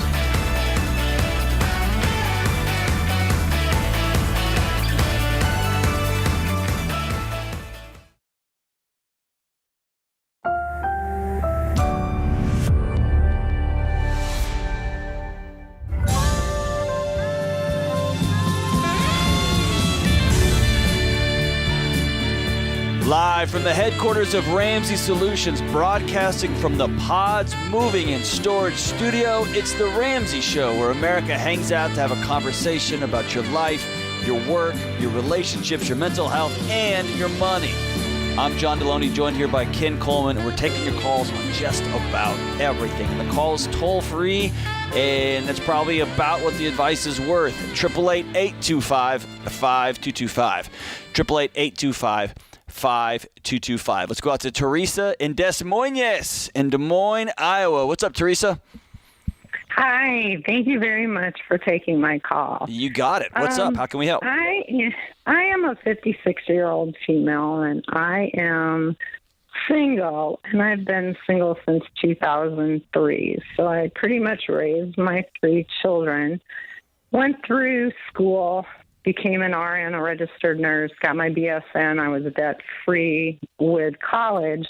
Then I went back to get my BSN and graduated, my master's, and graduated in 2013 and had $85,000 worth of student loan debt. Yeah, I wish I would have heard about you guys a long time ago. So I feel like I'm a little bit behind. Just with a divorce and being a single mom, it was really hard to save. I worked 2 jobs, and being a nurse, I did what I could. But my question is right now, so probably 14 months ago, I just said, I'm going to go work. I'm going to work. So I worked probably 6 to 7 12-hour shifts a week for 45 days in a row. And so all I've been doing is working for the past year. So I went from 110 to like 250,000. Wow. Yeah, super excited. But don't screw with the single mama with a goal in mind, right? That's right. Way Mama bear. No, we're very strong women. That's right. Yeah. And that's how I've raised my kids too. Pretty strong, good kids. So my question is pay the student loans off, and I have a house that is worth like $210,000 to $220,000. I owe like $100,000 on it. So I'm wondering, I've got the student loans paid now, and so what do? I have a 4%, which I don't have a 15. I have a 30-year, which I know, but I have been paying like $10,000 extra a month. Pay it off This year. Pay it off. So just go ahead and pay it off. Okay, because I've been meeting with my financial advisor, and I he bet wants you were. me to Well, I invest. never got. But one thing that I want to step in really quick because I didn't feel like there was an either or here. So should I? What? So what was the other side of this question? Well, he feels like since I have 4%, that I should be putting more money away in like mutual funds, because I do have a 401k, I have a traditional Roth, and I have a Roth IRA. So what? So, pardon me. There are a lot of numbers, and I was trying hard to pay attention. Oh, I'm sorry. Do you have any debt other than your house right now? No, I have no debt. Okay, so last year I just got out of everything. I just worked. Okay, and so you are working on baby step 6, paying off the house. That's the baby step that you were in, correct? Correct. Mm-hmm. Okay, and so and what your advisor is saying, pay the minimum on your house and put as much money as you can in your investments, because your house note is at a 4% interest rate, and your advisor can make more money. Right. With you putting more money in the market. So, of course, he has a financial interest in you putting money in the market. Yeah, so no, you walk the baby steps, okay? You're in baby step 6. You're putting your 15%. Pay my house off. Yeah, you put your 15% in, right? Put your 15% in, and then put every other penny on your house. Get that house paid off. Because here's what we're looking for. We're solving for freedom. Right. We're solving for no other liabilities. Do what? I have $160,000 in liquid cash in the bank, so that's why I'm not understanding. Okay, hold on. All right, so He said that I'm behind. No, and so. Okay, Teresa, I'm sure your financial advisor is a good dude, but we're going to stop listening to him. He didn't get a vote anymore. Okay. You need to find a new advisor. So, do you believe in do you believe in the baby steps? Right, you've been walking them to the best of your ability. I do. Well, hold on a second. That's why I called you. All right, so listen, you shouldn't have $160,000 in cash. You should have in your emergency fund 3 to 6 months, whatever that number is. If you want 6 months, 6 months is good. So let's just walk through this. What is 6 months of your household expenses? What's that number? Minus a mortgage. I have actually 30. $100,000 put away for that. So you're telling me you have 160 above and beyond the 30,000? Correct. Are you keeping your mortgage because it feels snuggly? You like it? No. No, because this is what he's telling No, me. you've and it got makes no pay it off, sense. John. She's got bad advice. It gives me hemorrhoids. Pay it off. Pay it off. Pay it off. While I get John a tube of Preparation H, let's focus on what you do today. What you do Terrible today advice. is you stop listening to your financial advisor. How much is the house mortgage? What's left on it? $100,000. There's 100 on it, and it's worth $210. Listen. Stop. So, Shh. I want you to Sorry. pay $100,000 today. Today. Like, Okay. Put her on hold. Put her on hold. I've just put her on hold. Here's the deal. You need to call your mortgage company, transfer the money. All right, you're free and clear before dinner. Yes. My gosh. All right, now you still got 60. I want your neighbors asking, why is Teresa doing somersaults in the front yard? And then I think because you don't should, owe anybody anything. And then you should fire your financial advisor and go to RamseySolutions.com and get one of our trusted Ramsey pros, okay? And they will help you with what to do with the 60 above and beyond the emergency fund. Invest that. You are debt-free. Your baby step 7 before dinner time. And financial advisors, congratulations. You can work a 10 key. It's so fun to push buttons on the calculator and show somebody, well, if the return is this, you're talking to a single mom who's busted her butt for the last 20 years. Yeah. And you're like, you know what? You're behind. Hold on. You're failing. Give me your money. I'll make it okay for you. Yeah. Dude, you know what I'd like to do? Hope you get hemorrhoids. I'd punch him in the throat, right in the throat, right in the Adam's apple. Boom. I'm not going to hit anybody. I just hope your insides fall out. Well, you don't want hemorrhoids either. It's don't. Metaphorical. It is. It's metaphorical. Listen, man. All this hemorrhoid solve talk. for freedom. I don't care what your APR is. You want to be 65 years old and have no liabilities. That if your job goes away, if you're unable to work, if yes, we want a retirement, we're going to build that up. We're going to put 15% in. We're going to put 15% in. And the stock market's on sale, great. You're going to have $60,000 to figure out how to put in that thing. But have no payments. Have freedom. For the first time in 20 years, you've worked too hard to have a bank telling you what to do with your life. God almighty, get a new financial advisor. You should be ashamed of yourself, dude. We'll be right back. Yeah, John's going to get to the pharmacy. We'll be back in a minute.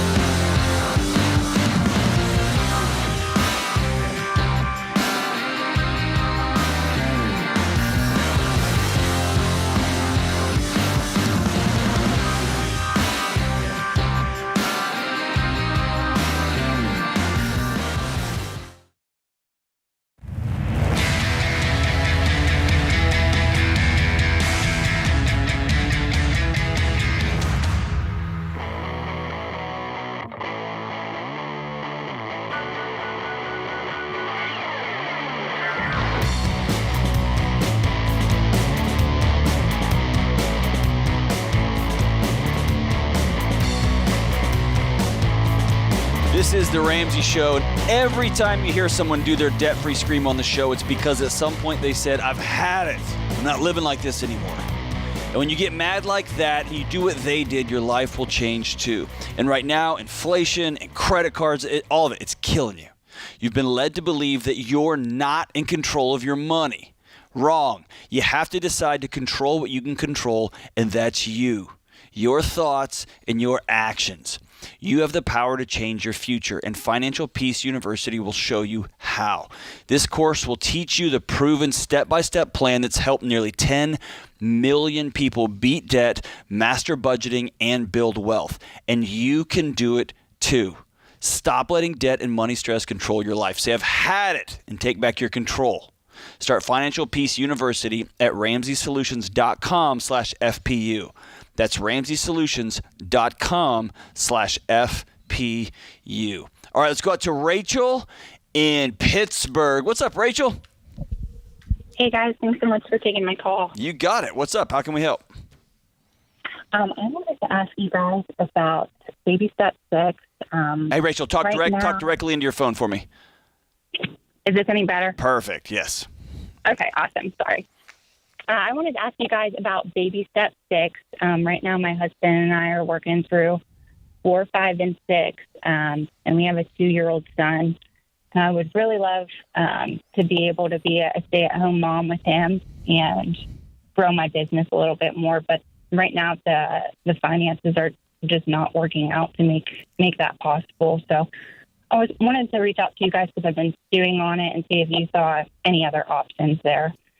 We're both engineers. We bring in about $220 before taxes, and we have about $390 left on our house to pay off. So we were originally thinking that we could, go gazelle intense on the house for 5 years and knock it out. But I'm just starting to feel like I'm running out of time to spend with my son. Yeah. Are the plans, the numbers not adding up, or is the vision you had for that money not going according to plan? Those are two different things.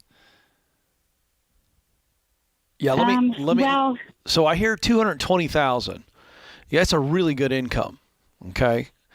And so what do you mean the numbers don't add up to where you could go home, be with your son, and kind of grow what I'm hearing is like a side hustle now? Is that correct? Correct. Okay, so if that's we what went down John's to asking.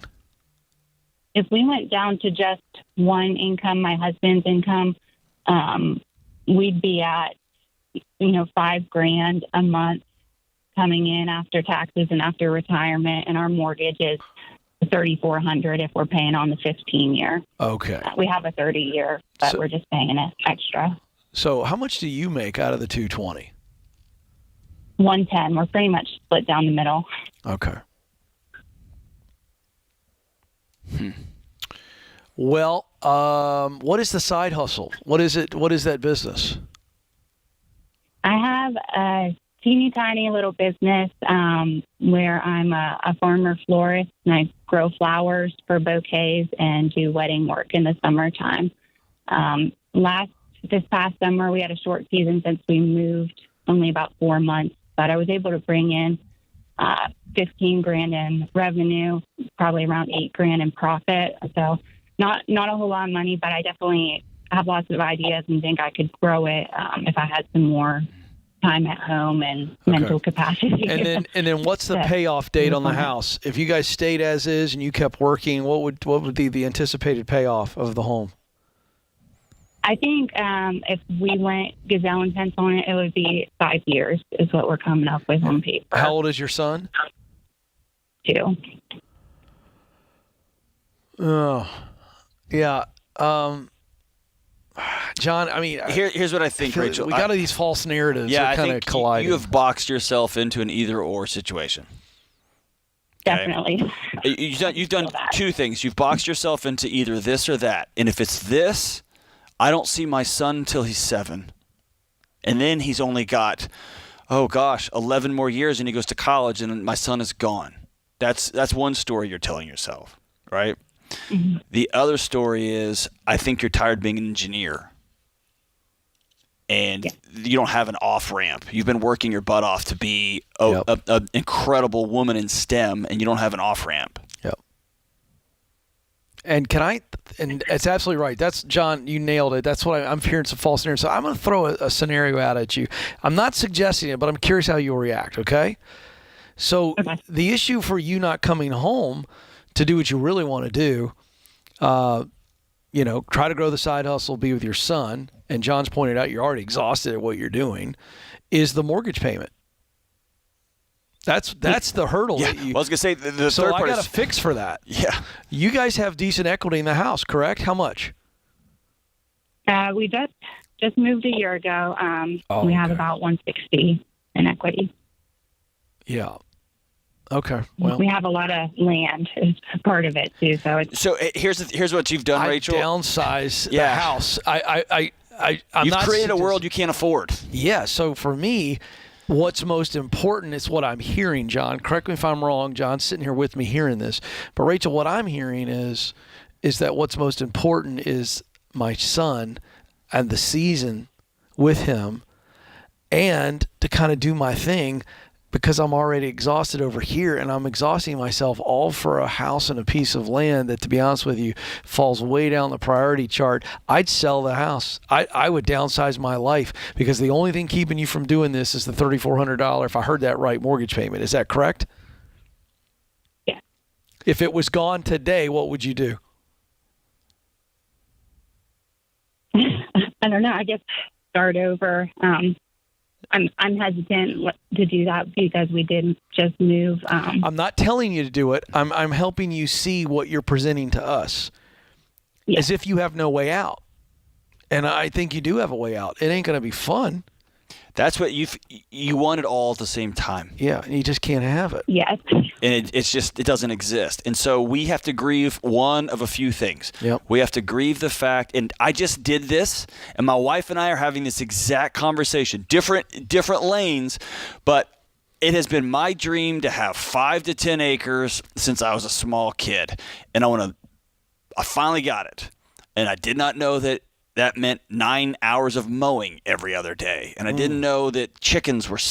I just see this on HGTV. They just have chickens, and they just look so nice. It looks easy, doesn't it? It's a pain, right? I didn't know this. So we signed up for a life that now is costing us more than we thought. Not financially. It's costing us more time, more planning. When we go out of town, I travel a lot. So anyway... By the way, I'm not going to house sit your chickens. You're welcome to come over. You just can't eat them. They're not that kind. All right. But, Rachel, so... You've created a life that you wanted so bad, and you want to be a stay-at-home mom, and you want to be a 6-figure engineer, and you want to have a side hustle. Like, at some point, you're going to have to grieve the loss of one of those things to get the life that you want.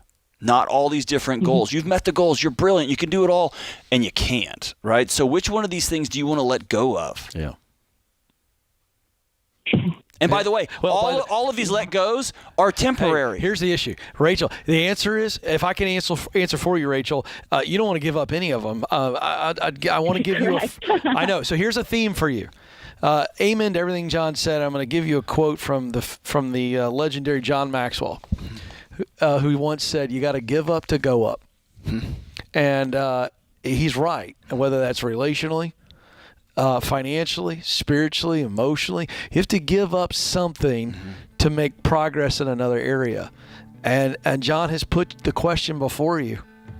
And I think you've got to wrestle with it.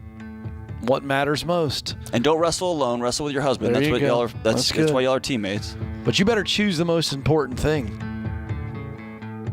What you gonna Can I choose? ask you guys one more option too? What you would think about? Hold on. Let's do this. Stay on the line, Rachel. We're gonna roll over to a break, and then we will get to your second question when we get back. This is the Ramsey Show. 888-825-5225. We'll be right back.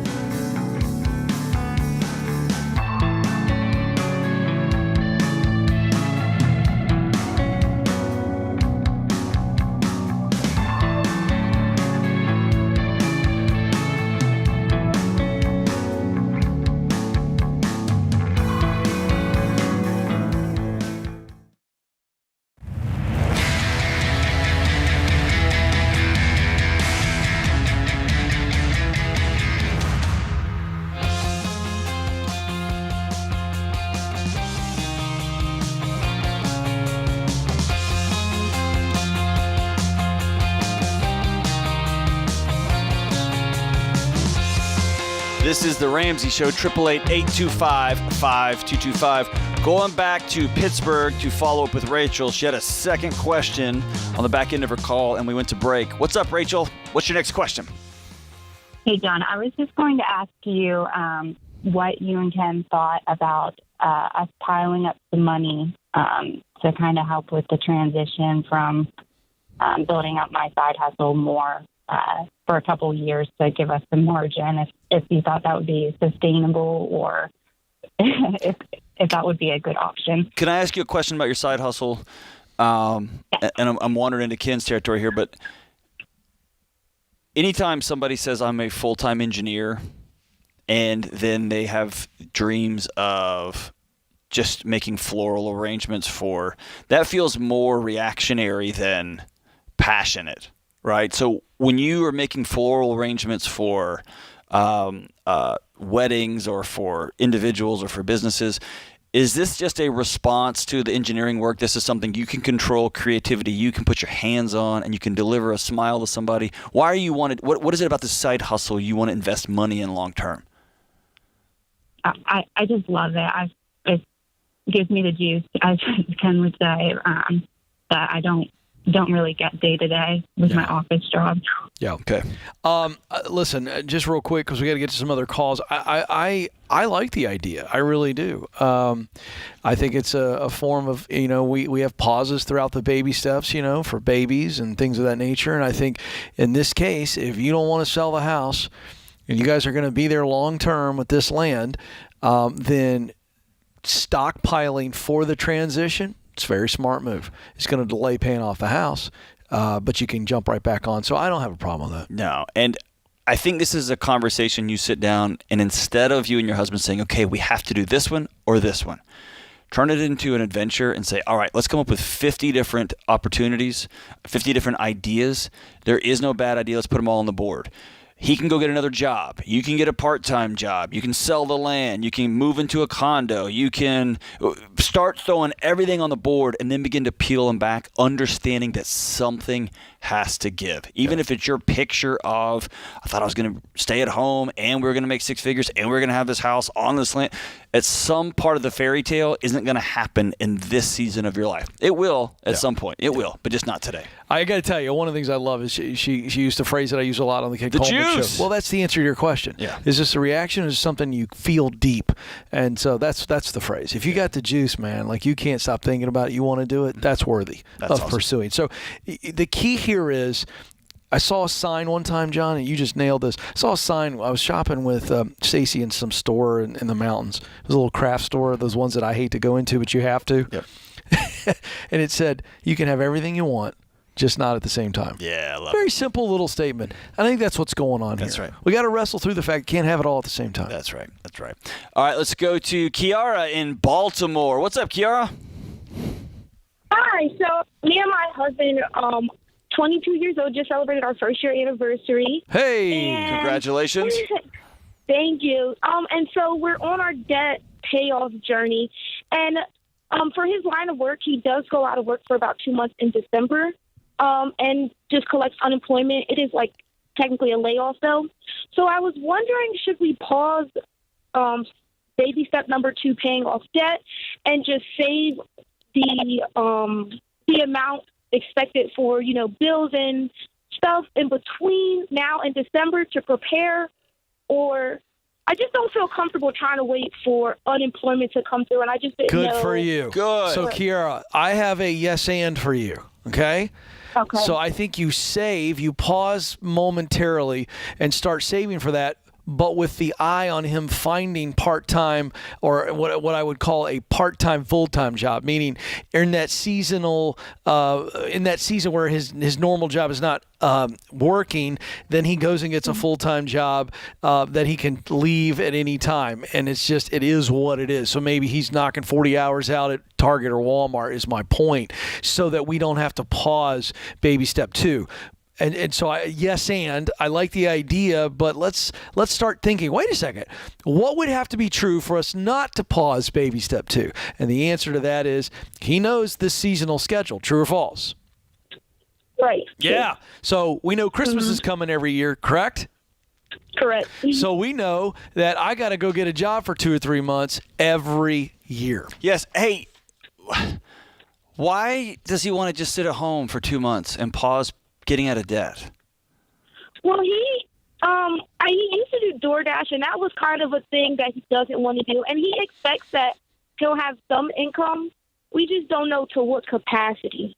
But you didn't answer John's question. Here's what I'm struggling with. Mm-hmm.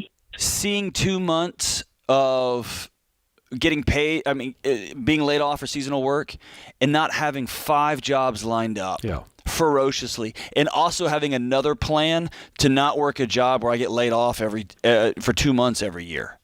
Becoming maniacal. Here's the thing that I don't know if y'all have wrapped your head around yet. Y'all are broke. And you're newlywed, and this is a scary season because you're 1 or 2 things going sideways, and my promise to you is they will go sideways, whatever they are. you're right on the margin, man.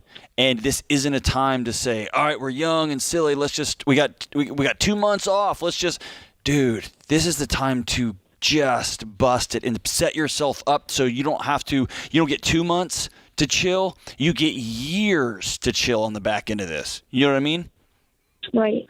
Maniacal. Yep. Work. Get this debt paid off. How much debt do you owe? We owe about $47,000 now. We started in August, and we've been able to. We just did our update, and it was $52,000, and now we're down to $47,000. So great, cool. You're getting after it. Crushing it. We've been moving. Yeah, okay. Trying. Let's get maniacal. Wild. Mm-hmm. So you can sit down and say, honey, I've got some good news for you.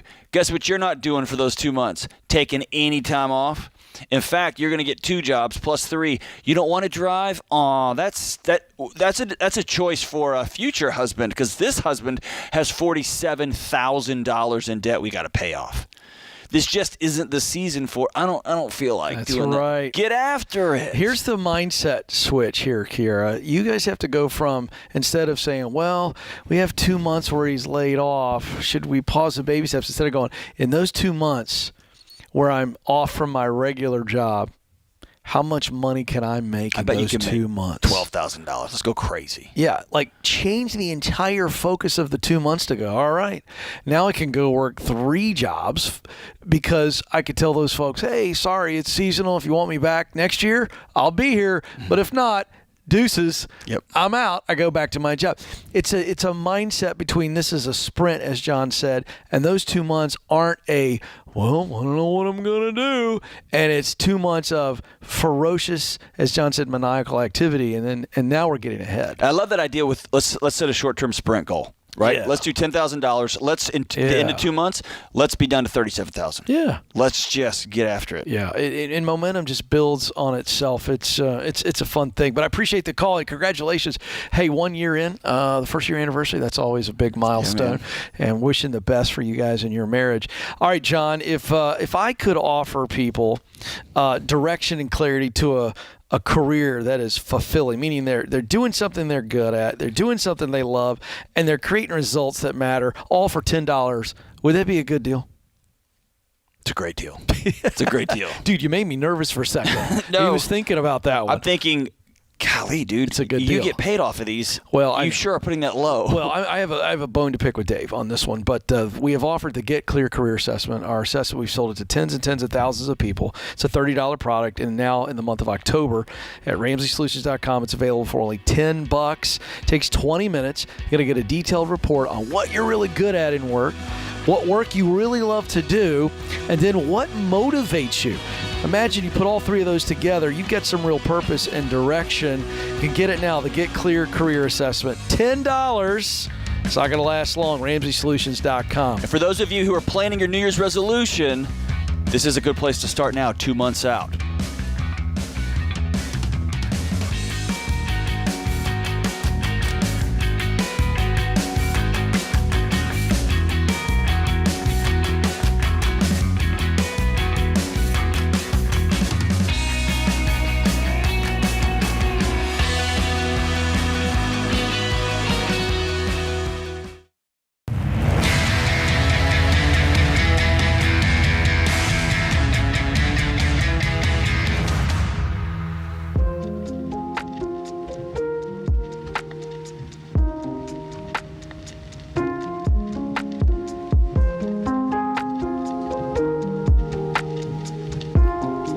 Today's scripture of the day is Psalm 34, 4-5. I sought the Lord, and he answered me and delivered me from all my fears. Those who look to him are radiant, and their faces shall never be ashamed. Chuck Norris says, running from your fear can be more painful than facing it, for better or worse. Nothing like a good Chuck Norris. I was going to say, easy for Chuck to say. Walker, Texas Ranger's not afraid of anybody. I know. He doesn't do push-ups. He pushes the earth down. That's Chuck perfect. Norris is amazing. There's like a whole bunch of those out there. It's a subgenre. Yes. You know, it's funny. I never actually saw one episode of Walker, Texas Ranger. I like old school Chuck. like old school Chuck, like from his, actually action films. No, it's nothing like he took on a whole persona with that show. There's something about wearing jeans and a button-up and a cowboy hat and doing karate. It's incredible. Says Speaking the guy of which, from Texas. Listen, that's the hard-hitting content you get on this show. Do us a huge favor. Yeah. See, you want more of that? You want more breakdowns of Chuck Norris and his TV characters? No, here's the deal. Every show is out there asking you to buy stuff. We're always asking you to, come to our live events, buy FPU. Not everybody's in a position to do that. But if this show has helped play a role in your money transformation and healing your marriage, helping you find work that matters, here's a way you can help other people get that same info by buying nothing. All we ask you to do is hit subscribe. All we ask you to do, whether it's podcast or on YouTube, please leave a 5-star review, letting folks know, hey, this is a good show. It helps kick the show up into the algorithm, and it gets it into the hands of more people. Share it. Okay? Share it with your friend. That's right. If somebody says, I can't, forward them the episode that you're listening to that inspired you and say, yes, you can. Yeah, you can. Please leave your reviews and your 5-star reviews and subscribe. All right, let's go out to Chicago and talk to Claire. What's up, Claire? Hi, thanks for taking my call. You got it. What's up? Well, I'm calling because I've recently come into the Dave Ramsey kind of clan. Welcome to the gang. I'm really excited about it. My husband and I are debt-free, but we're kind of slowly trying to work through the baby steps. So we're really blessed. I think already because I'm kind of still learning, step 5 or 6. We just had a son about a few months ago. We've already got a 529 plan started for him. Both already contributing 15% to our retirement fund. Well, you're all in. We are all in already. We've got the 3 to 6 month savings, $1,000 savings, all good there. Awesome. So my question for you today is just about our savings accounts. We've got multiple types of savings. One for car, one for travel, one for house, plus our 3 to 6 months and the 1,000 emergency, and just a checking account. So I don't know if we should really kind of be focusing all of our savings, taking it all out of those and putting it towards the mortgage. We do have, in addition to our savings account, we have, the Roth. We both have Roths plus our retirements through work. So just was wondering if maybe we should also take we have about $14,000 in a savings through that we're investing right now, and didn't know if we should be putting that towards a mortgage and everything else we have towards those other small savings accounts for house, for car, emergencies. Okay, here's what I hear. Okay, tell me if I'm wrong. You and your husband went bananas. BANANAS. Y'all went for it. And there was a lot of energy and a lot of y'all were going. And then you were debt free. And you didn't know what to do with all that unused energy. And so you created chaos. Now you've got 14 different accounts doing 14 different things. You're still following the plan, but you're trying to keep that adrenaline going by making your life way more complicated than it needs to be. Do y'all need a new car in the next 2 to 3 years? No, we don't. Okay, then I would not have a car fund. Are y'all saving up to buy a house? Nope, already have a house. We have everything done except for the mortgage. There you go. So, see what I would maybe have, George and I disagree on this, and that's fine. It's just how our households run. George Camel has his emergency fund in an online savings account, okay, a high-yield savings account. I have mine in my same checking account. I don't mess with it, and it just is a line item, like it's a special account underneath my master checking account. Okay, I would get rid of all of these different accounts at all these different banks and consolidate your money and let your money do 1 or 2 or 3 things at a time, not 15. So you're putting your 15% into retirement. You're going to pay your house down, and you're going to put a little bit of money into the 529 every month. And that's it. And what y'all are going to have to do is learn how to live and love your life, not running from the lion that's chasing you. You see what I'm saying? Yep. Nope. Certainly do. Am I right? So just kind of, yeah. Okay. Simplify. At some point, you can become addicted to the adrenaline and the cortisol. And you're probably also somebody who has imaginary conversations with people that you're never going to fight with, but you have it in your head and you win every one of them. And your husband probably has a bunch of spreadsheets and schemes and plan, right? Am I right? Right. Stop. Yeah. Stop. I'm actually the one with the spreadsheets. Okay. Yeah, reverse it. And he's the one having imaginary conversations. I'll tell my boss. You're not going to tell your boss anything. You're never going to. So stop spinning yourselves up. Simplify, simplify, simplify. Now it's about peace. Now it's a life that we can smile and enjoy and kick our feet up because of the hard work that we've done. You see what I'm saying? Yeah. And let's make a plan to get this mortgage paid off. And the way you guys are so far ahead of everybody, y'all are going to be fine financially. Just keep investing your 15%. Keep putting some money in the 529 and get that house paid off. Is that cool? Sounds great. Simplify, simplify, simplify. You are way ahead of the curve. Ken, what do you got? You got it. I think you did it. All right. Let's go to Zane in Boulder, Colorado. Hey, Zane, what's up, man? Mr. Coleman and Dr. D, how you guys doing today? We are rocking on to the break of dawn, my brother. How can we help? Well, I'm thinking about dropping out of college, and I wanted to get some words of wisdom. Okay, what are you going to drop to? I was thinking about opening my own business. What kind of business? I'd be a blower door verification for residential houses. Okay. And what is the reason that you want to start that business, and thus you've got to drop out of college to do it? Well, my ultimate goal was to own my own business where I'm offering trusted service. Mm-hmm. So my first goal was to finish college and be a financial advisor. Okay. What changed? The school part. And also paying for that. Meaning you hate it and don't think you need it, or you can't afford it? What is the big driver of this? I could probably afford it. It's more of not liking the school part. Yeah, well, I got great news for you. You don't have to have a college diploma to be a financial advisor. Now, you do have to get some education in the form of, certifications and whatever state-by-state requirements are there, but you don't have to have a diploma. So this feels reactionary to me. And I'm all for following your heart, but I don't hear a lot of heart. I hear a head idea that, well, I always kind of wanted to work for myself, and the school thing is not me. And by the way, I'm okay with that.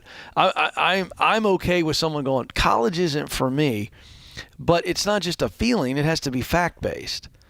And so if you want to be a financial advisor, we wouldn't be thinking about whatever the service is that you described. That's not that's an idea just to let me be free and work for me.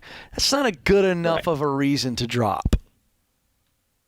Now, if I drop out to then put my time and effort into becoming trained and certified and with an eye on getting to work for a financial advisor and working my way up, and this is something that I really, really want to do because I see a sense of mission behind the results of helping people with their finances.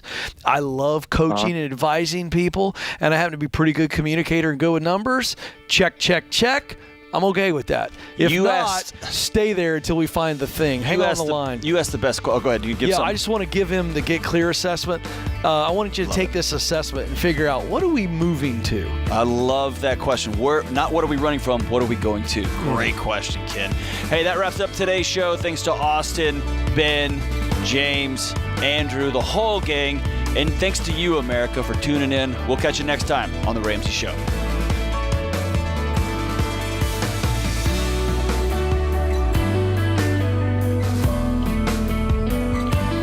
Hey, it's John Deloney, co-host of The Ramsey Show. Did you know over 18 million people listen to The Ramsey Show every week? A lot of those people listen on one of our 600-plus radio stations across the country. To find a station near you, go to RamseySolutions.com/show.